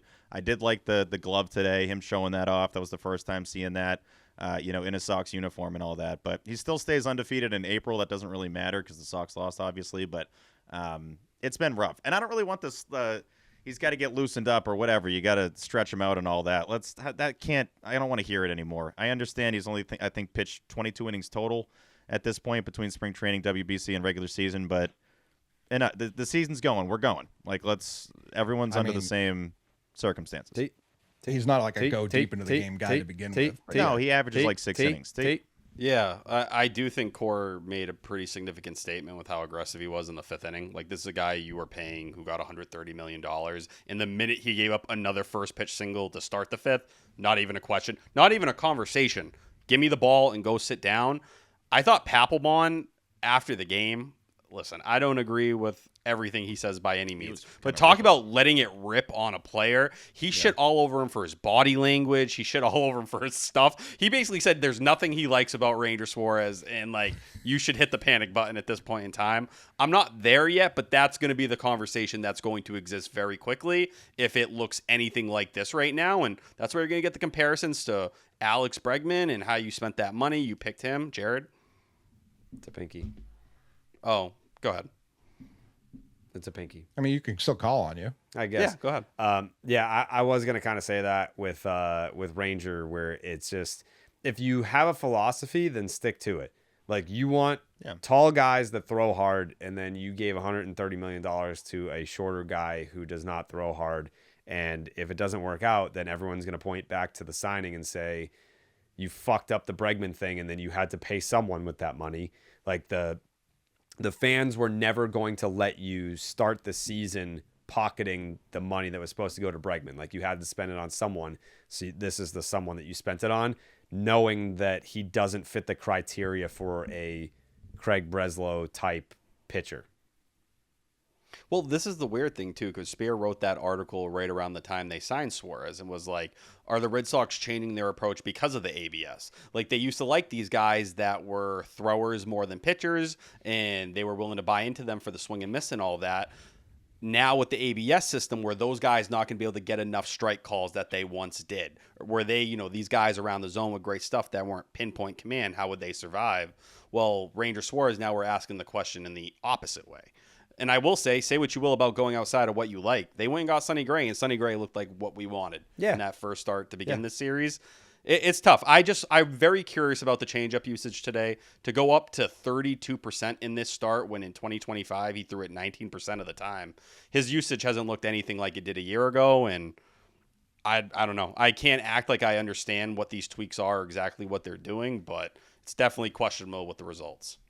Yeah, I don't know if like you're saying, it's 2 starts in. I don't know if they're tweaks, like you said with Connolly early. It's like, oh, he never really throws that pitch. Well, it's cold, and that's what he was gripping the best. Exactly. Like it might be that you simple. don't know what it is start, and I'm not saying you. I'm saying we don't know what it is start to start.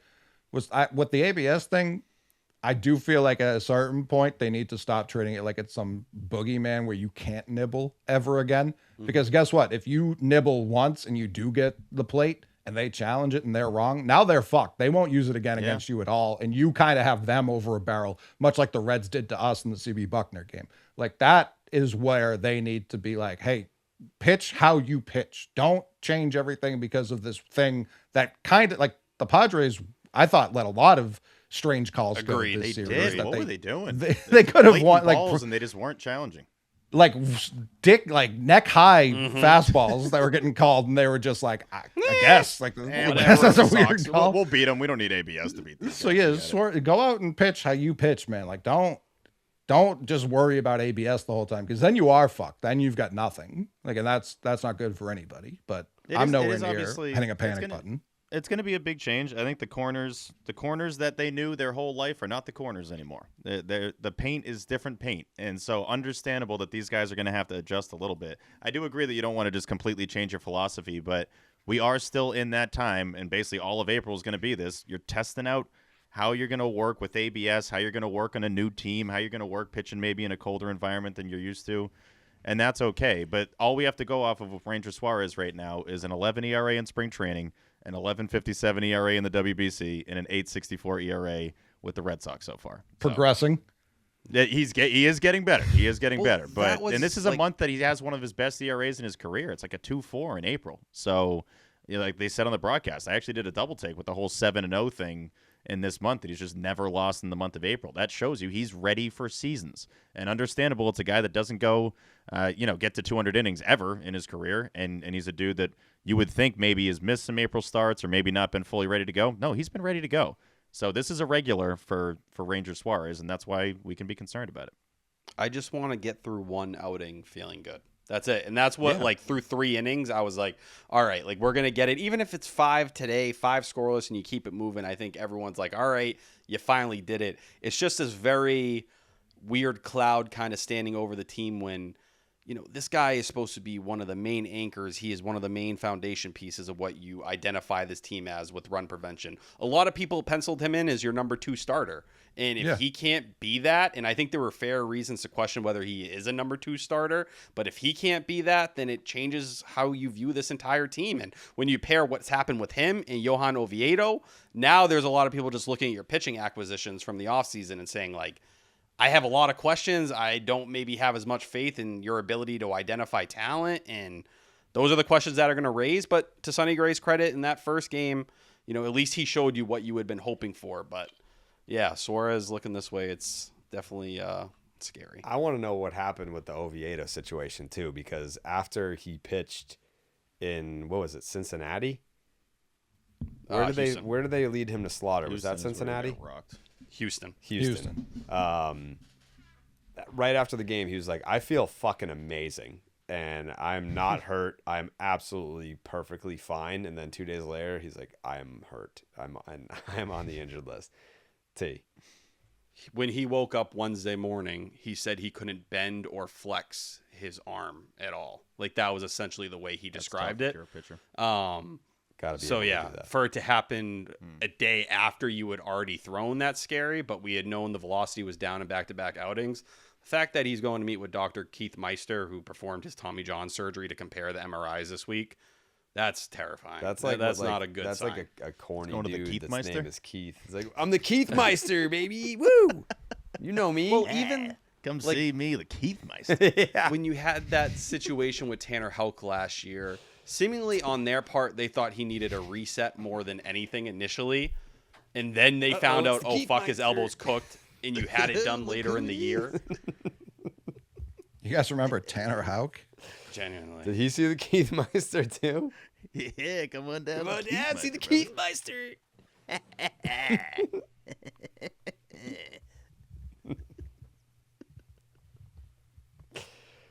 And he's just the worst. The dude you don't want to be around. Yeah, at that's all. like The last that's guy like when you wanna go to see like out your in public. 20-year God, high it's school Keith. reunion. Go the other way. You go to your 20-year high school reunion at fucking Pizza Hut, and the dude Keith, you graduated with him. That's what I have. He's like, it's the Keith Meister. You don't remember me? Come on, Keith Meister. Come on, man. Remember we did that thing. It's your man, Keith Meister. Fuck, Keith's here. Fuck. Let's leave, dude. He's gonna be a pain in the ass. I can't deal with the Keith Meister right now. Next line here says, Greg Weissert is absolute ass. Manny Machado, 3-run home run, 6-4 Padres in the top of the 5th. I don't know how Tyler's going to like this next line. What? The pitch was going to hit Machado in the knee, so at least there's an asterisk there with the ding dong. But still, it's always Weissert. In a dirty inning, it's always Weissert. And it's always a 3-run bomb, too, feels like. I would love to see Weissert get a clean inning just once. He sold his soul to strike out Aaron Judge. Whatever he gave up, whatever he had to sacrifice, man. I'm terrified. Yeah. I want to know, T, this next line I'm about to drop. I want to know how Don't it tastes. insult him. Don't insult him. Who? Uberstein? Tyler Uberstein is Ryan Weber to me. In what way? He They're exists. the same guy. Yeah. Yeah, he just exists. I think they do it very differently. I mean, yeah, but he's just a white Sure. guy that's fine. His story, I think, is one of the cooler stories in the organization of recent memory, to be a guy who pitched 7 innings. 19th rounder or whatever.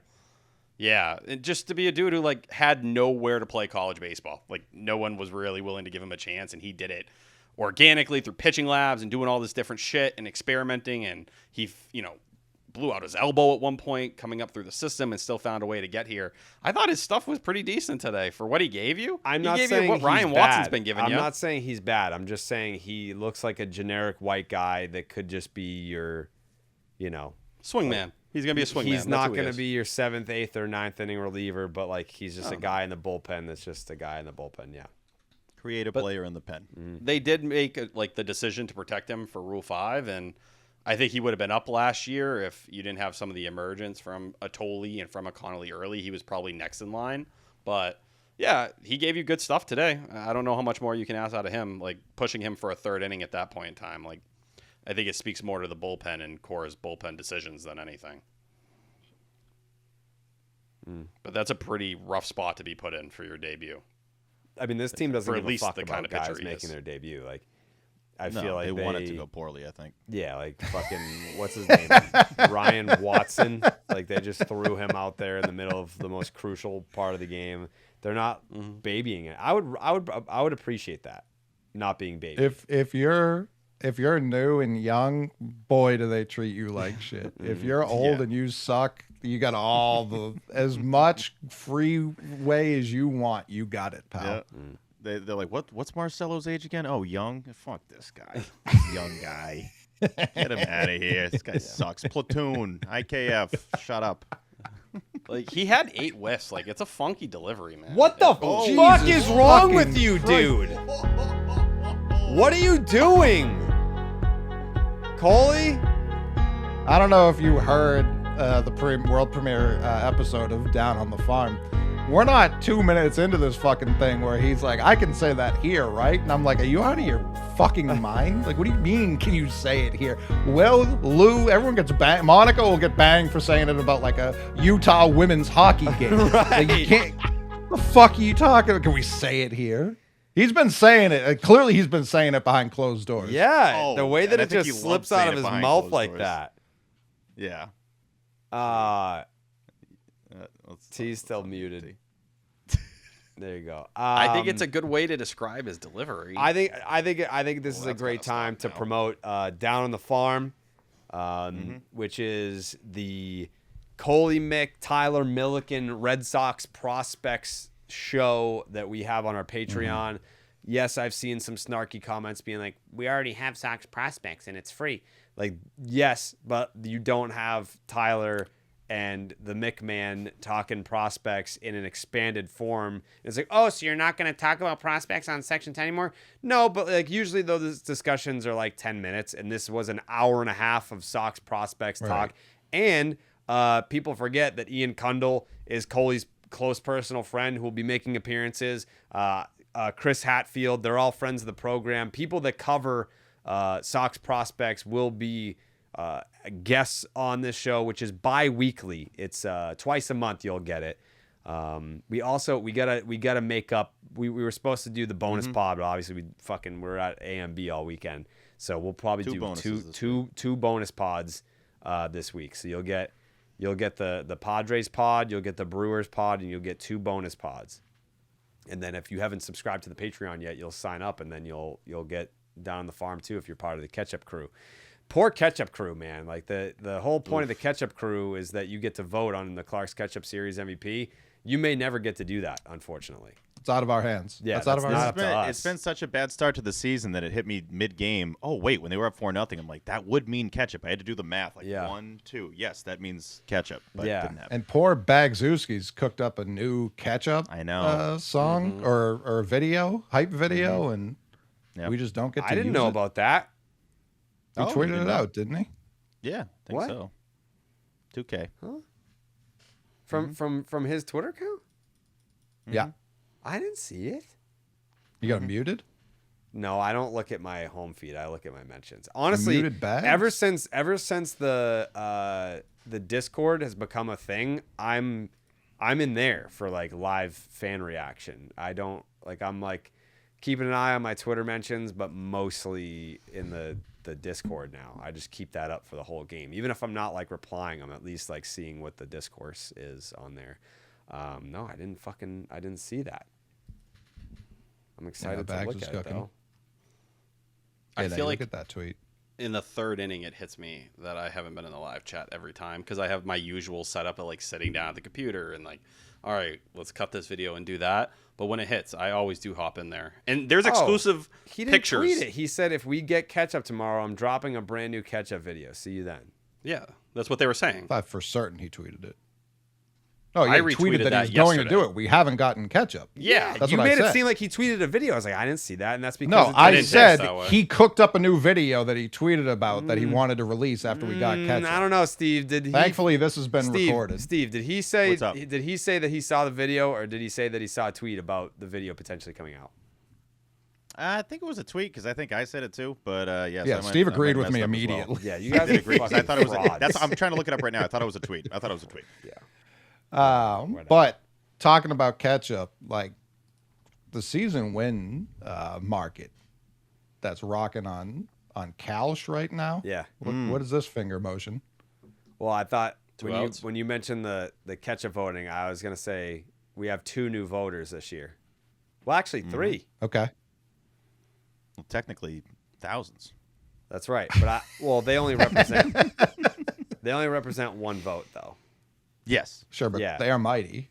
Yeah. So so here's the deal, right? Obviously, Jake's not voting anymore, and I think Hogdale is probably not going to vote only because of like the it's not my call. I would have welcomed his vote back, but so there's Who you a- blaming there? Huh? Huh? What did you say? Who you blaming there? I'm not blaming anybody. I feel like people are going to hear that and look for someone to blame. That's a big jug, Coley. Nah. I don't think there's no one to blame per se. Okay, all right. Blameless. I think it's a blameless event that happened. Mm-hmm. Yeah. There was an event? Yeah. The event is he has his own show now. Oh, true. He's a competitor. Not in my eyes. I No, don't no, I no, don't no, I don't but- have competitors. I have friends in the space. Yeah. And you honk him. Yeah. So I think that there will be the Ketchup crew. That will be a collective vote. That's 1 new vote. There will be. I'm not going to say these names yet because we haven't asked them, and I'm sure they're going to say yes. Why wouldn't they say yes? Let's just call it a former player, studio analyst who's left-handed and handsome, and has a buzz cut Rule now 5. and a new goatee, haircut and and- he's great. Everyone loves That's him. to keep it vague, though. Yeah, I'm just being vague about this. Was on the 2004 Red Sox. And then the last but not least, we don't have a beat writer. Lascanic. We don't have a beat writer representative for Clark's Ketchup Series MVP. And again, we haven't asked this individual. So, I mean, by all means, if there's someone that you would want, then let us know. But we have someone in mind. And it's not that hard to guess. But We should have Breslow Thick. vote for losing series. Like, whose fault was it? And he should always have to pick himself. should I call him and see if he answers? Should we Yeah, ask call him? Breslow. Craig? Yeah, get Craig on the horn. I got some questions. Oh, whoa. There was, I know you don't look at the Reddit, Jared. There was some talk of you having a conversation with Mr. Breslow when you were at Fenway recently, and they saw you guys maybe conversing.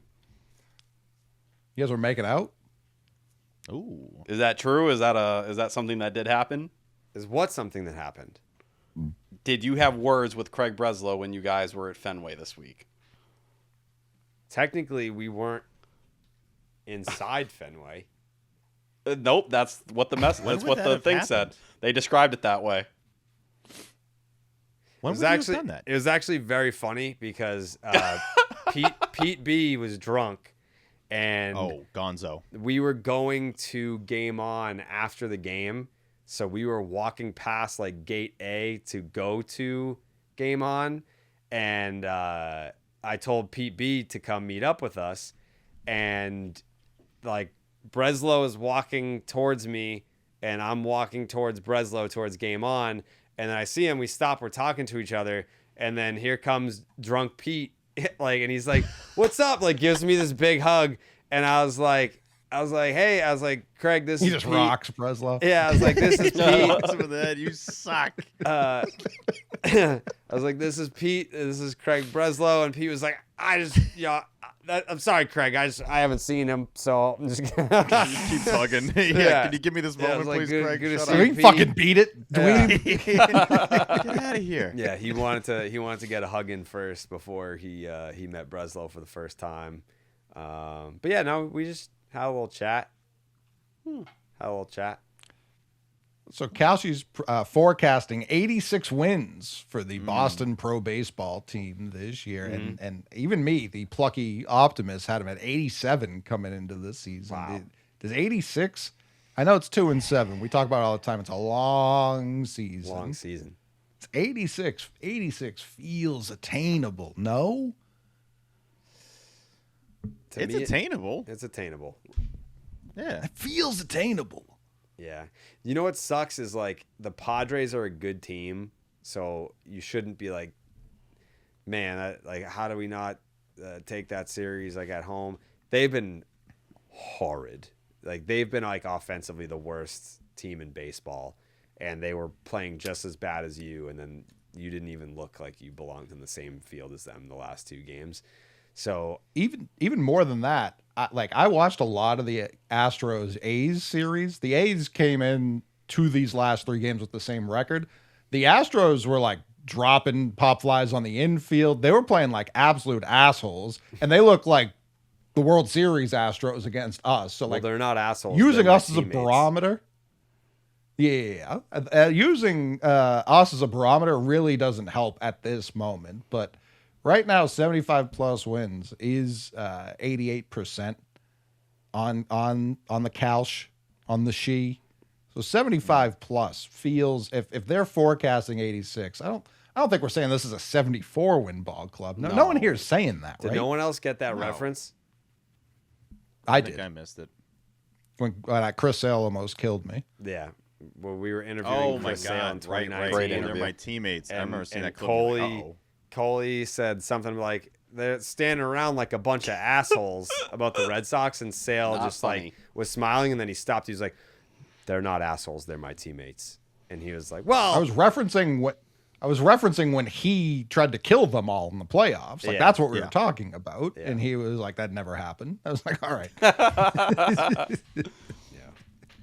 86 is generous. 86, I think, is generous right now. I'm saying I think they're going to get more than 86 wins even still because I'm stupid. Okay. But I think for public perception, because again, this is what the market is right now on Kalsh, 86 feels a little bit high. I feel like if you ran this season the rest of the way 10 times, you might be looking at a 500 team. Their pace right now is 36 and 126, so they got them 50 wins over their pace right now. Well. So that counts for something. how many games Fangraphs they has play? them Nine. projected for 96. 82 right now. Huh? Fangraphs has them projected for 82 wins right now. Yeah, I thought it would be around 500 if it was a current pace right now. That feels right. I do feel like when we talk about them digging themselves in this hole and the kind of the state, how crazy that 10-game winning streak was last year to pulling them, bless you. God like bless their you. head above water, and expecting that kind of thing again is like asking quite a bit. It's a lot. If they play 550 ball the rest of the way, they'll win 84 games. Okay.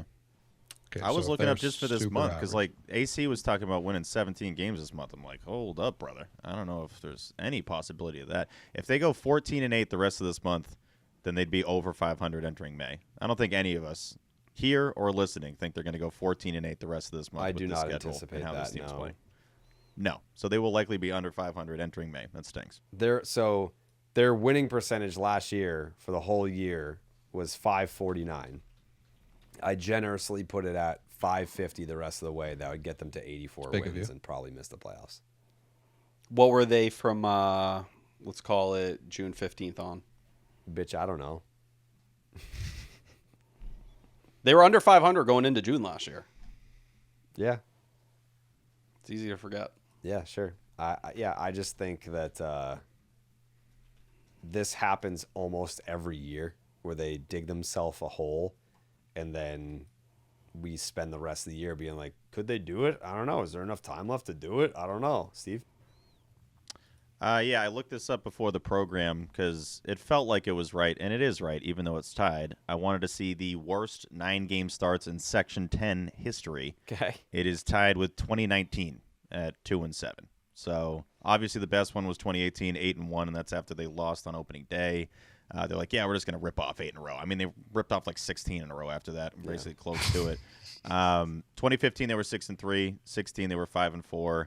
17, they were 5-4. 19, like I mentioned, 2-7. COVID year, they were even better than this, 3-6. That's pretty bad. 21, 6-3. 24, 6-3, which caught me off guard, by the way. Our first year back with the 10, 6-3 to start. I was like, really? Because that was the 500 Sox. But then, yeah, last year, 5-4. So it's rough. It's rough. They're just always fucking meh. Like 2018 was such a blessing. Yeah. I'm trying to find the last date that they were under 500 last year. They had a 563 winning percentage in the second half last year.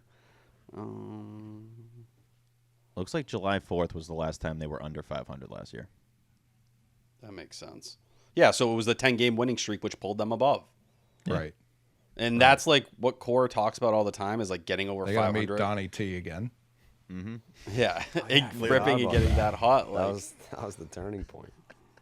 Jokes aside, that was the last time they were under 500 when they met the president. Mm-hmm.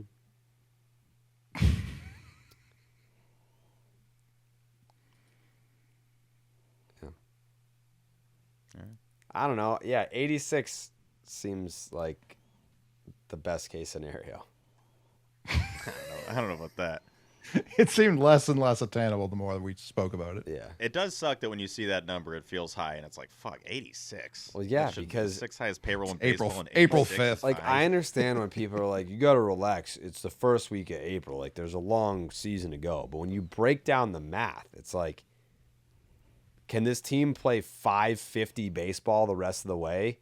Like, that's what their winning percentage was for the entire year last year. And if you do that from this point, like, you've got to right the ship right now. And if you do that, you will win 84 games. But that They was the had math to. we were doing a year ago, and that's why I think a lot of people gave up on that team when they did. Like, I was had one of to. those guys. I mean, you came into the year talking about selling. They every had year. to have had a 2-7 run at some point last year. Oh, big time. Absolutely. Like right after was they early, traded actually. Devers, they went what 0-6 immediately. Well, yeah. I mean, they had a 2-6 stretch from April 7th to the 12th, but just because it's not to start the season, it doesn't get the same. No, I They know. had a 10-game it's winning more streak just like going into the All-Star break. Well, that's Yeah. what can change your perception completely. You go on a run, which every team's going to get hot. Even the worst teams do over 162. And then the math all changes again. It's a completely different perspective. Yeah. for sure, and it's just this is all we have to go off of right now, which makes it grim. If And I'm hoping for a Cora, 10-game winning I'm streak like, is a lot. we got to go on a 10-game winning streak right now. Because if we're 12 and Yeah, why 7, then that's a pretty good Oh. record. It's a whole different ballgame. Mm-hmm. It just sucks when you look at all we can go off of is the ingredients we have of this current roster and this current team.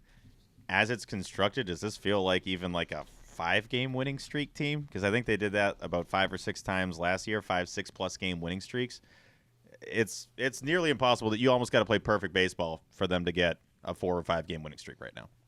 If I'm gonna keep calling them an AL Central team, like no team rips off 20-game win streaks like a sub 500 Guardians club. You know what I mean? Yeah. Like a team that's Always in been, August like, or September, too. Yep, just that ends way up out with of the 90 wins. playoff race, and then they're hosting a playoff game in October 3rd. It's just like, all right, like if they're gonna, I think next month them starting to look like, hey man, they keep stringing together some wins, some nonsense wins, and all of a sudden, like I don't think it's out of the realm of possibility. Just right this second, it looks pretty dire.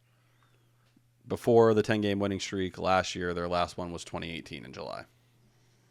Sounds about right. It's probably a 30-game winning streak. What was their record at the time that they began the 10-game winning streak? Let's find out. Were they under 500?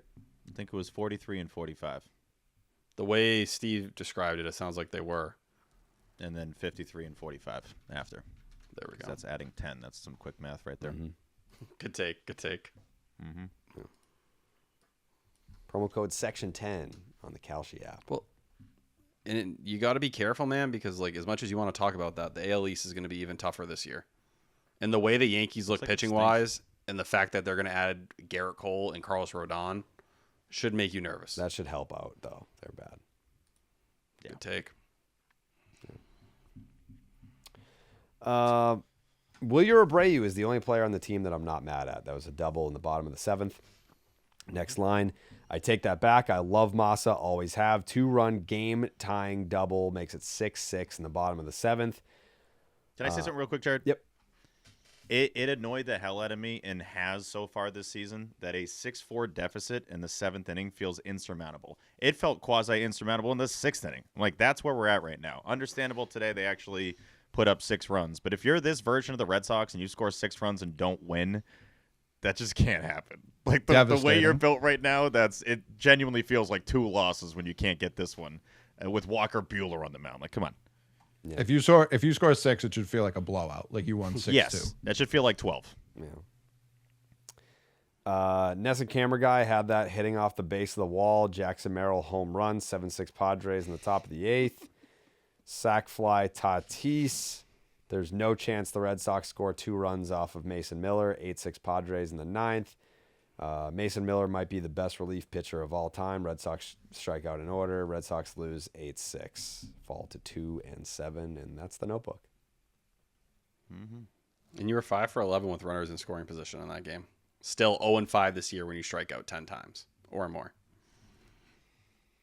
Yeah, it's not good, man. It's tough because game 2 is supposed to be the kind of games you win, and then game 3 you played kind of the game you're not supposed to win. And you still couldn't finish that one off either, despite being able to score the most runs you have all year. Kyle Hart threw 2 1/3 against you and was able to keep it. Just stop all your momentum just like that. Kyle fucking Hart. That also sums up this Red Sox team perfectly, what you just said, T. The fact that this is the most runs they've scored all year, and it's 6, and we're 9 games in, like, this is the Boston Red Sox. I get that it's cold, but it's cold, 6 of the 9 games, it was not cold. Yeah, so maybe even more than that. But it is cold. Were you aware that it's cold? Yeah, I was there. Yeah, it's a little chilly. A little chilly. I will say Zach Kelly annoyed me too. He looked, as usual, yesterday now. He looked great. Came in, had a nice outing. You're like, oh, there's the guy that everyone thought was going to be in the opening day bullpen. Then comes out today, gives up another run. He's right back to doing what he's always done. Just no consistency whatsoever for that man. Consistently inconsistent. But it's pretty disheartening to have a 4-0 lead with the guy who you paid money this offseason to be your number 2 starter, and he completely destroyed you knocking Walker Buehler out before the end of the 3rd inning. You can't lose this game. Plain and simple. It's just brutal. You can't lose games like this. Can't do it. Can't win with them. Can't play with them. Can't coach with them. Can't do it. And listening to Cora, like, talk after the game about like things they need to do offensively to get right, and like I think there's 3 stats that just define how stupid they are offensively right now. They have the 5th worst chase percentage in all of baseball, the 3rd worst zone swing percentage, so it's just swinging at balls in the zone, and the 4th worst whiff percentage. So they chase as much as any team in baseball. They very rarely swing at balls in the strike zone, and they swing and miss a ton. Just horrible traits. They don't score a run. 27th in the majors in runs scored. Only teams with fewer are the Reds and the Giants. 5th in the majors in errors. 27th in the majors as well in starters ERA at 5.19, only ahead of the A's, Nationals, and White Sox, who have the 21st, 25th, and 28th ranked payrolls in baseball. It's brutal. You just don't do anything well. That gets me going. Mm-hmm. Yeah. Anything else in your notes, T? The Milliken Manifesto? Anything that I missed? I made that point earlier about I thought the Rafaela Sunball. I know people were pissed at him saying like, why aren't you wearing sunglasses or whatever it may be. Weirdly enough, in the second game, he had him on in the dugout and then went out without him again. So I don't know if he just doesn't like them or if he just wants his eyes to be, burnt to dust or whatever it may be, whatever he's into. But I do think those kind of moves in that first game, like you burnt your bullpen or whatever. Maybe the fact that you had to use Tyler Uberstein like you did today, if you had handled business in game 1 and you didn't have to use your high leverage arms, maybe it looks a little different today. So Don, I saw you weren't wearing your sunglasses there in the 5th inning when you dropped that fly ball. Is there a reason for that? Yeah, I just wanted my eyes to be burnt to dust, and maybe so I didn't end up wearing them out there in the field. It's just, man. Makes sense. Yeah, figured as much. Just wanted to see what you were thinking. Yeah. It's just so impressive how like that annoyingly stupid version of baseball just exists from year to year to year, no matter what. It's a dumb team, T. Just dumb organization. True. And Craig Breslow today, I will give Dave O'Brien credit. He was grilling him. He always grills him. He asked some hard questions. Did Craig really say anything? Not really. He essentially told you like too small of a sample size to fully have an opinion, or they're a good team. It's just you got to give them time to be that good team. But yeah, rough overall. OB gets excited for those. He definitely does. I think some something other gets him interviews he's excited. like, all right, let's get this over with. And then Breslow steps in. He's like, I'm gonna grill this guy. Like, fuck this guy. He was steaming all week with like the Don Orsillo conversation coming to the front again. Oh, of course. You know how much that has to hurt. And I will say that Don article that Chad Finn wrote made me a little sad to hear his like comments about like, I have him right here. I had posted him on Twitter the other day. I didn't. Yeah, it was like a little catch up, nothing too crazy, and Chad I was Finn kind of wrote keeping it? an eye. Yes, Chad Finn. I He was does keeping. not have catch-up votes. No. No, he does not. Also, not a single one. Chad Finn, I want to say the episode that the first episode after Don Orsillo got fired, Chad Finn was the guest. Because I think he had a lot of the scoops on the Orsillo situation. Yeah. That's like He's his big thing. in the media stuff. Yeah. Yeah. Like when the Sports Hub has stuff going on, he's usually the one who somehow has the information. But there was this one quote from Orsillo that did stick out to me. They were like, did everything work out for the best with you going to San Diego? He goes, yeah, in some ways. I don't want to say they did me a favor or anything because the Red Sox were my dream job. But as far as plan B, yeah, it's been wonderful. Like just hearing like, man, in my perfect world, you guys know I would be here. You know what that timeline looks like. And dude, he has everything in the world in San Diego. If he was like, yeah, this is by far better than being in Boston, no one would blame him. Better weather. He likes to fucking fish and cook and do all that outdoor shit. Can't do that here. Not to that level. And he still No like one's tells you cooking like, no, here. this is planned. No, but he's like Outdoors? fishing all the time, bro. It gets Not a cold out famous here. fishing market, Boston, at all. No. You can fish more often though when it's warm. I know what you're saying. Thing. I think you're Yeah, insulting it's a- the local fishermen. No, but it's 12 Apologize months to a year in Gloucester, San Diego. Massachusetts right now. Sorry, John Farrell. Lobster boy. Lobster boy.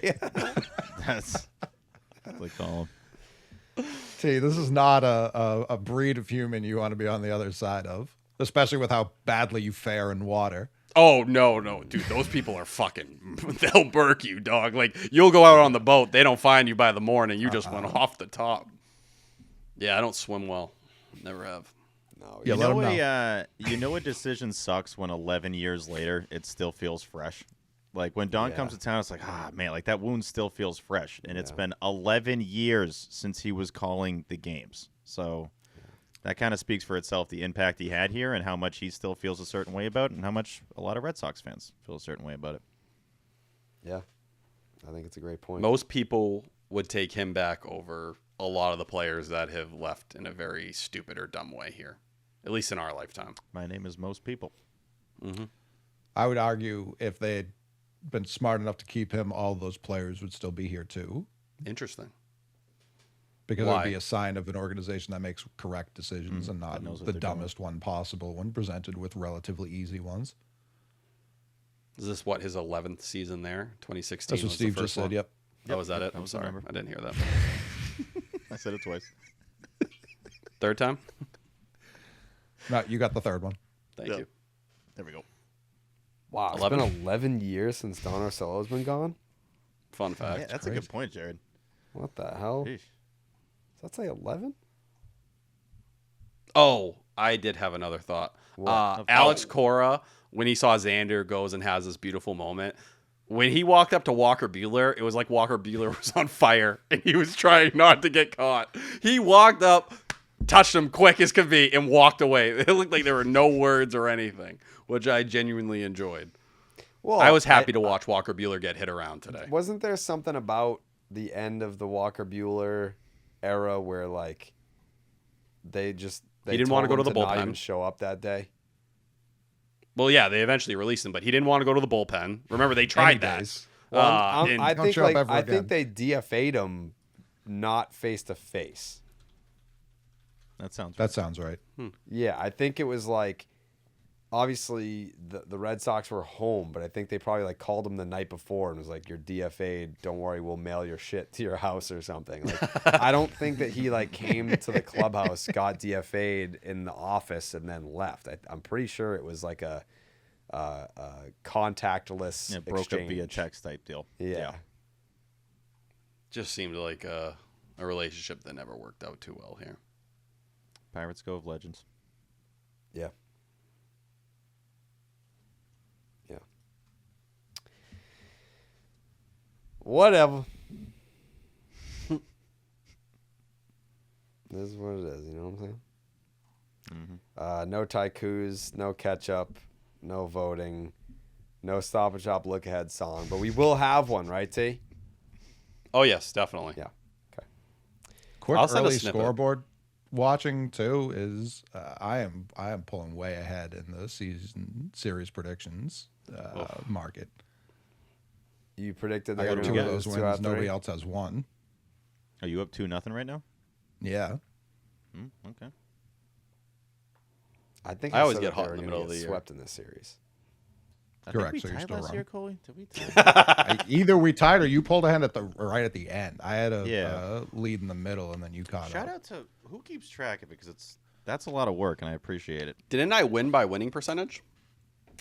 Or did I make that up? Yeah, 'cause you never were on the show. That's facts. Derek Rabbers. This guy was eating fucking grilled cheese all season last year. That is Sick crazy. boy. That did happen. You got taken down by grilled cheese. Shout out the grilled cheese Tyler Milliken account on Twitter. I love that account. Jared Carabas. Fuck me, man. They had those at Stevie Liston's wedding. I was thinking about you, T. Did you eat them? Mini grilled cheeses. How many? I only had like 3. So I mean, Bitch. I learned from you. Oh, easy. So you survived. You survived the affair. Yeah, I am. Lady not- came back and I'm like, no. I know what you're trying to do here. I'm not following. You should have saw the dude who overdosed on these a couple It's weeks like the ago. same. It's the same lady. I'm not falling for this trap. My buddy told me about you. You temptress. Yeah. Like, Sick, get out sick of my man. face, lady. She's like, what are you talking about? These You start slap it out of her times hand. Yeah. suck. Fuck out of my. Let's hear him, Jerry. Preview the series. God damn, these start times suck. Yeah. Not Brian Bayo versus Brandon Woodruff. Oof. 6:45 p.m. Garrett Crochet versus Jacob Mizrowski. 6:45 p.m. Sonny Gray versus Chad Patrick. 1:35 p.m. on a Wednesday. What's today? Today's Sunday. It's Yeah. Sunday. Easter. Sunday. Monday. Yep. Yeah. Okay.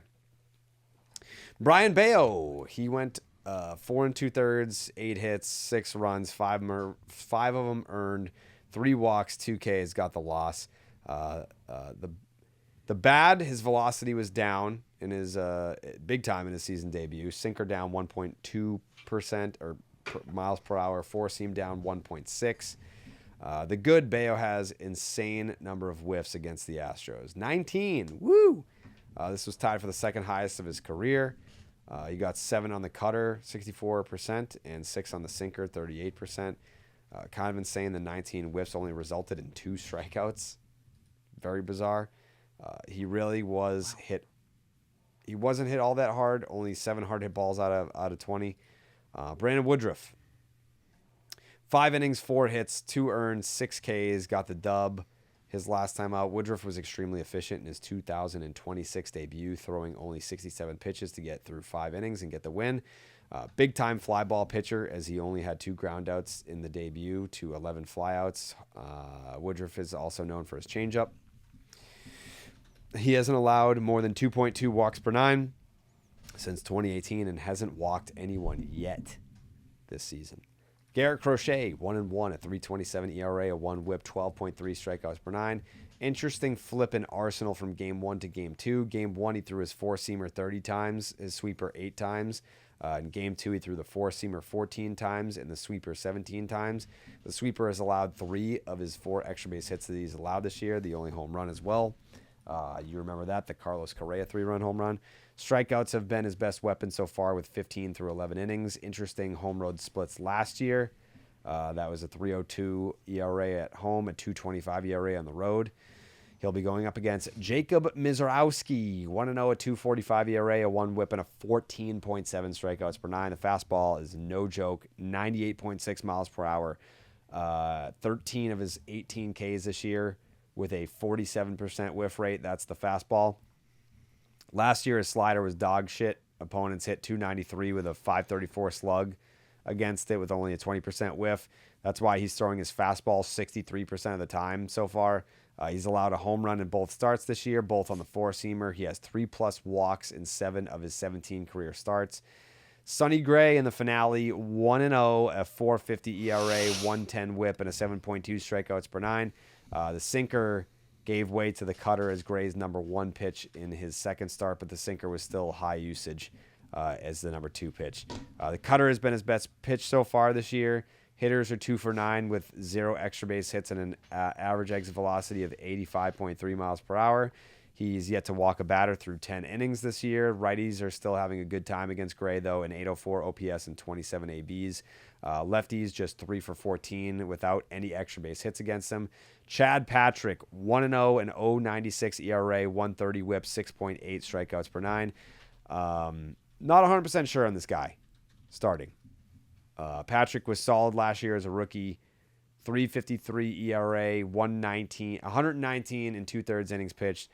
He throws 89% sliders split amongst his cutter, 39% sinker, 26%, four-seam, 24%.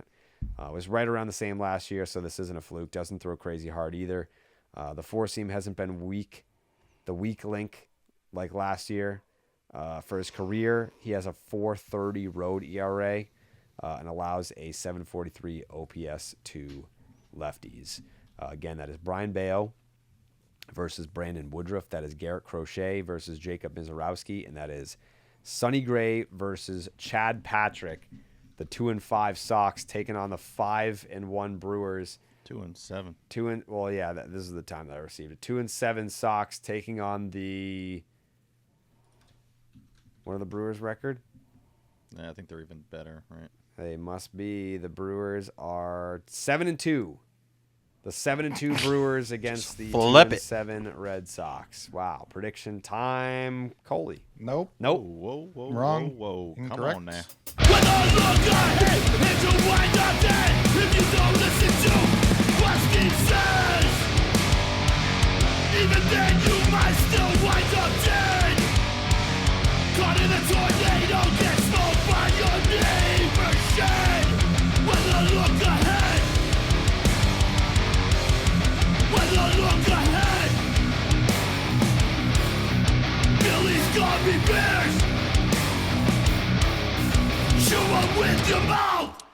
Weather look ahead, brought to you by Billy's Gummy Bears. Chew them with your mouth, Steve. You chew them with your mouth, Jared. Game 1 between the Red Sox and the Milwaukee Brewers. I got Buehler in my head. Brewers.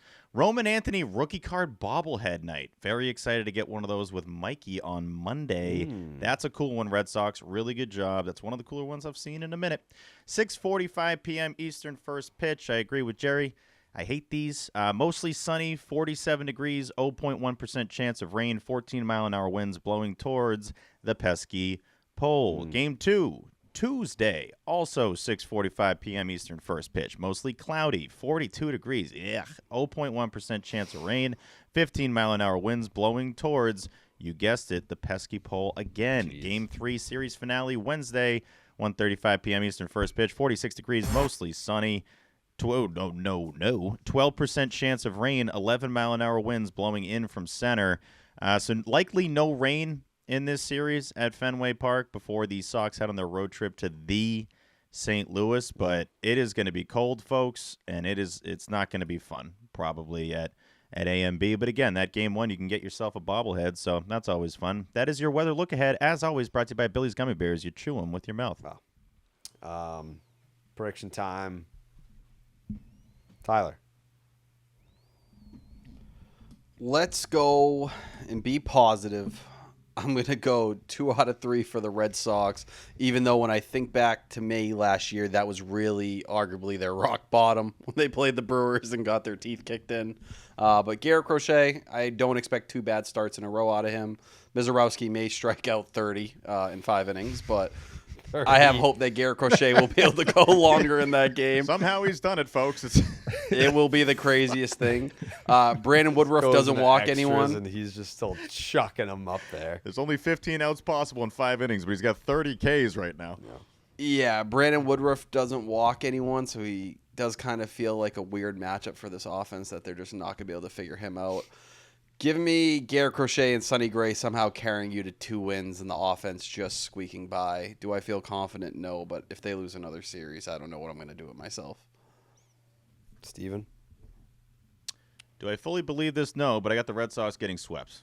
I have the Milwaukee Brewers coming into town and us doing a show heading into the weekend where the Sox are 2-10, and we're trying to figure out if this is the dumbest life decision we've ever made by going independent for this team. I think that is on the table. I think William Contreras is going to hit one of the Mass Pike.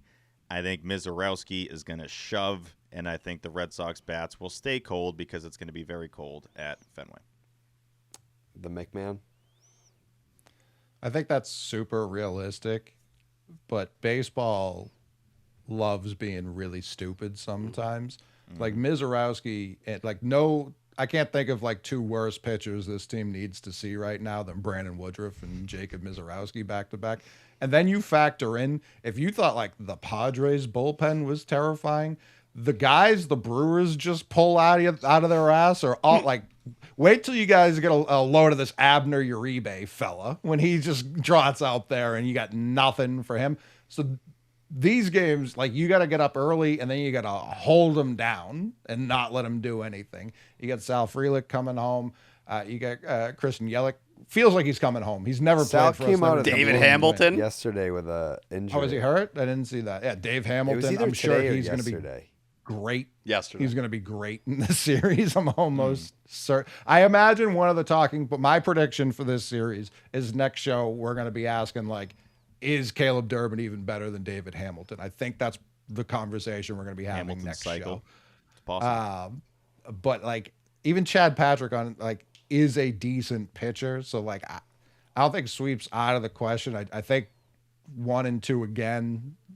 We're 3 and 9, and the fellas really aren't helping us out at all. Like this, we don't want them to be bad. Like the show would be better for us personally if the team were better. So if you think we're being negative for fun, that's not the case. I promise. I can assure you, we'd rather be positive.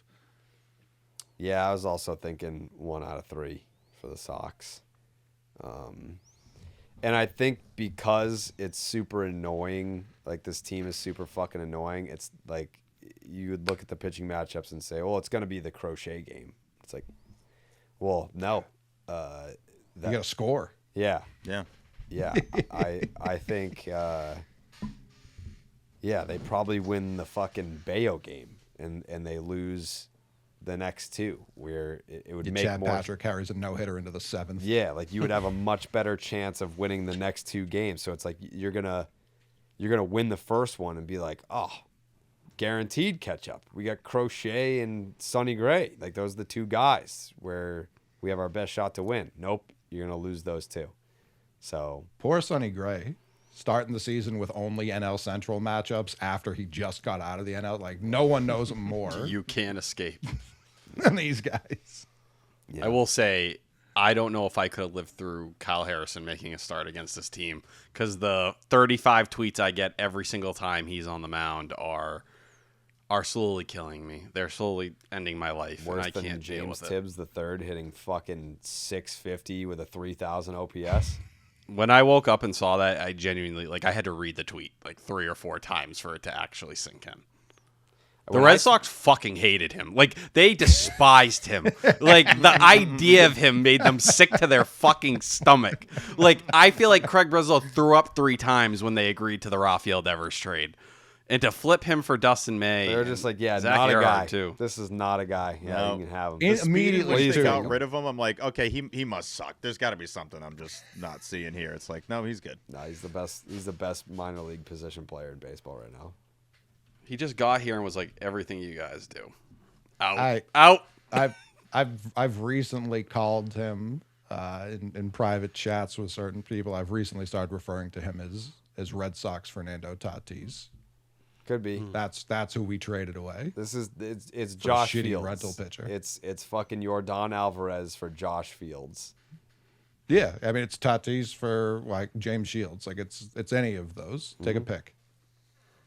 Yeah. Love it. I don't know. How tall is he? He doesn't look like a very large man. Tibbs? Yeah. It's like He 6'1", 6'2", I is think. 5'11". Listed at 6'4". 5'11". Oh, is he that short? Whoa, Is that an 5'11", not ABS? I feel like out of college he was 6'1".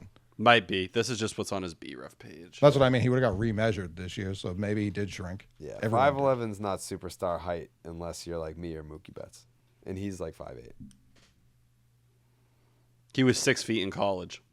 Okay, so he did drop one. Yeah, Yeah, it stinks.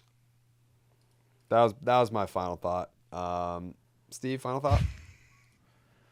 Yeah, a couple quickies here. Section10merch.com, as always, for the greatest merch on the planet. Yeah. For the guys, the gals, the gays, everybody.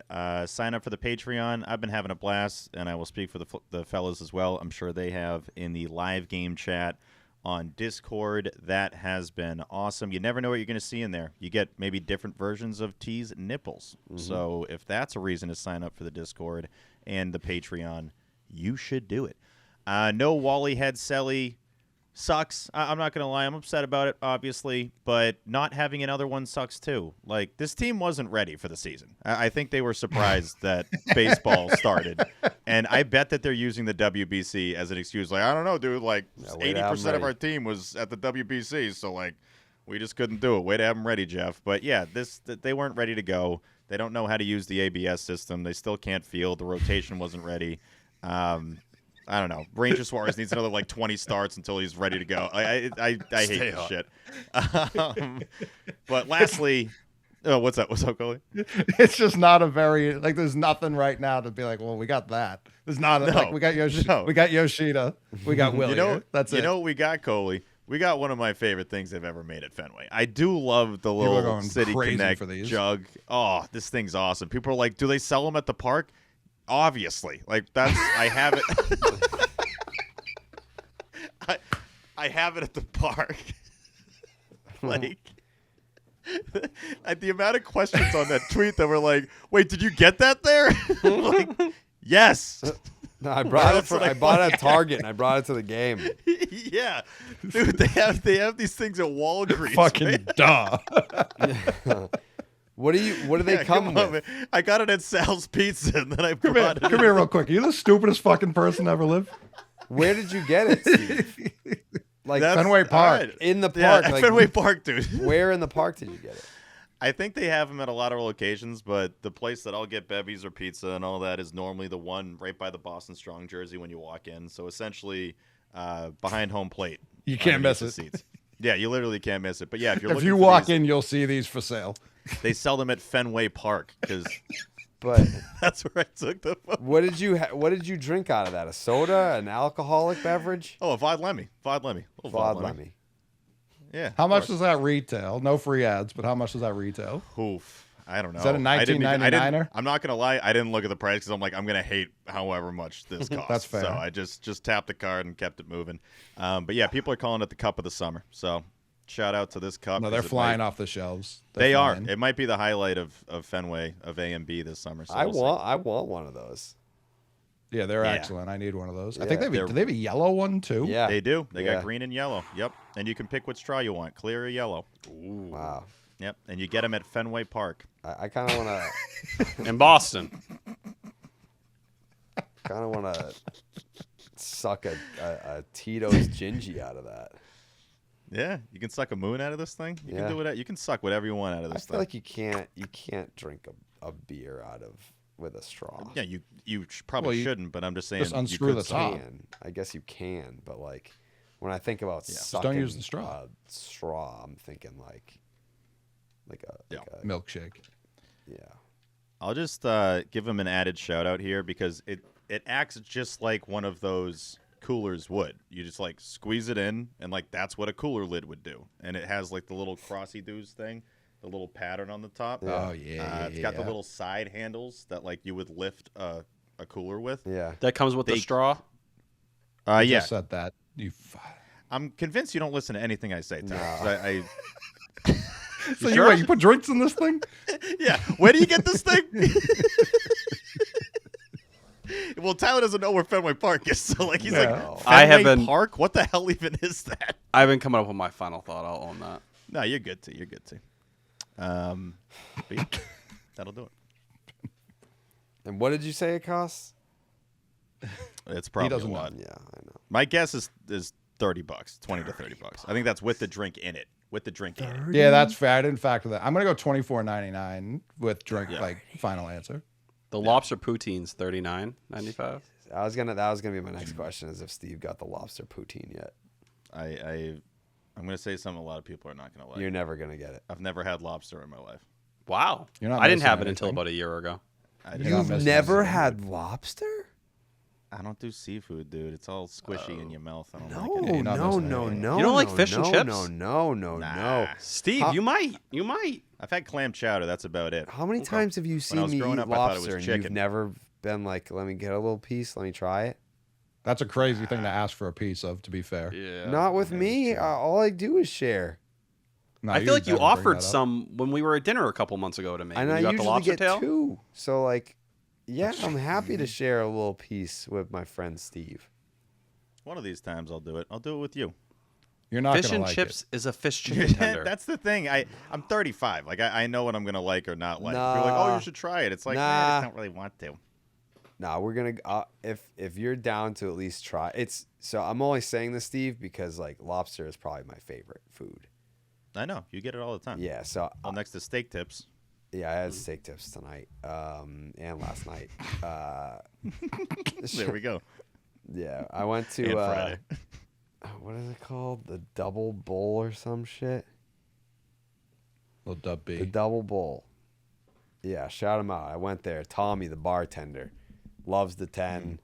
First time in there. Me and Train are eating dinner, and great service. What was she saying? She was What was like, she I saying about the fucking love the Double Bowl. I fucking. And like there was like an arcade there. They have like shuffleboard. Again, no free ads. She ends every sentence with "I'm fucking." I fucking this. I fucking that. Fuck. They had like a whole wall, and it's like real album covers. Like it was a cool vibe in there. I really enjoyed it. Yeah, but I if we're gonna do the lobster, Steve, then Yeah. I want to go. I'm gonna take you somewhere not Fenway. Okay. Make sure it's somewhere I can wear a hat. You'll hate it everywhere. No, Okay. he won't. Don't put that in his head, because He knows. no, he won't. He's your- fucking Steve, lives on the Cape. Like I'm sure hit. he's. Oh yeah, trust me. I've been around lobster since day Your one. Yeah, whole but life.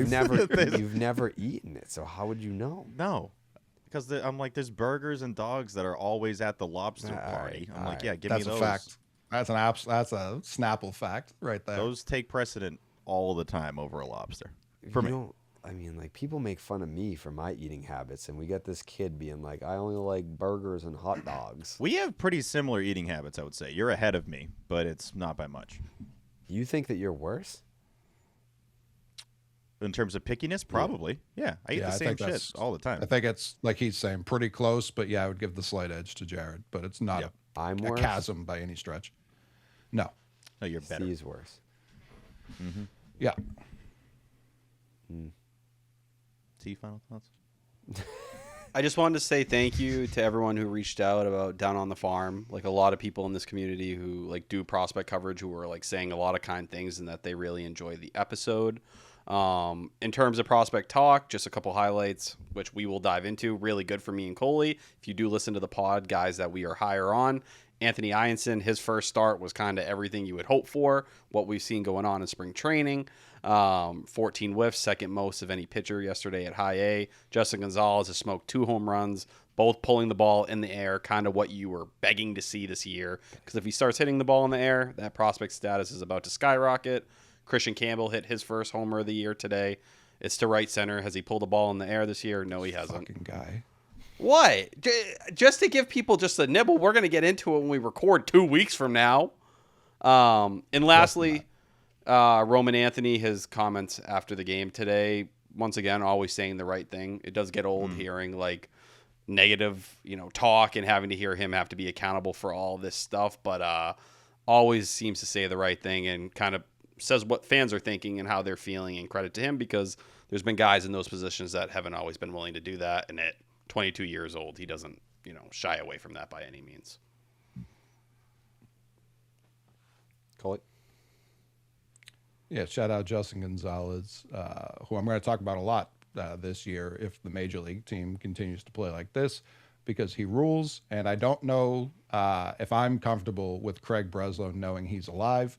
I don't want him to touch him. I don't want him to acknowledge him. I never want him to hear him say his name. Leave him alone. He's fine. Just let him be.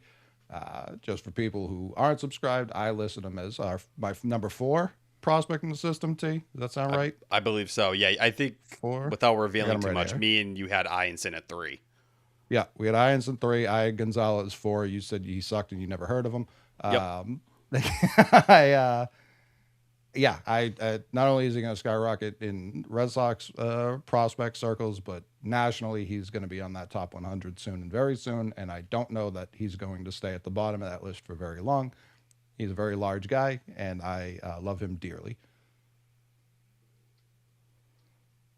Cannon in right field too. Like people are like moving to first, and maybe that is the eventual play, but until that's required, like let him eat out in the outfield.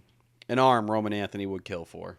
We don't have to. You're always tearing down someone else to build up someone else. Like we can't talk Casas without you shitting on Bob. Like you can just let a guy be good.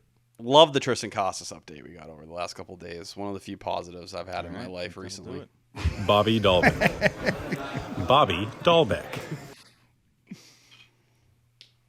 Somebody tagged us in a Bob post, was at the game, and they have big screens all over. It's a Bobby Dahlbeck. Like when he comes up, it looks like it's a concert over there. It's great. I mean,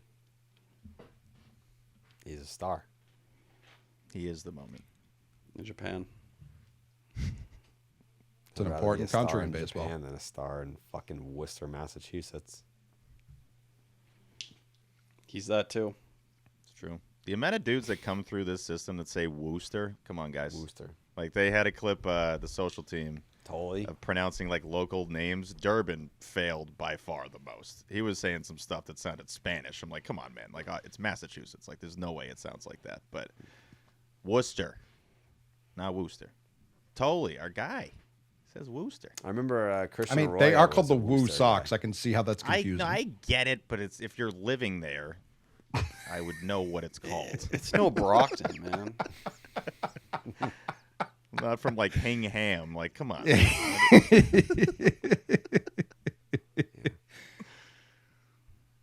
a good video though.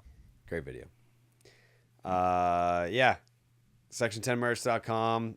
There's a drop coming on the 10th, yeah? Yeah. We got a Probably. Yeah. Section 10 merch drop coming on the 10th. Patreon.com/Section10 podcast. And we've got a bunch of cool shit on there. Check it out for yourself. The bonus pod, you'll get 2 of those this week to make up for last week. And yeah, hopefully the Red Sox turn the tide, because I physically, mentally, spiritually cannot do a year of them just being ass. I can't do that. Nope. Yeah, I can't. I just can't. Yeah, especially now that we have all these big plans, different content plans for this year. Like I need an interesting team to do that with, please. Would be huge.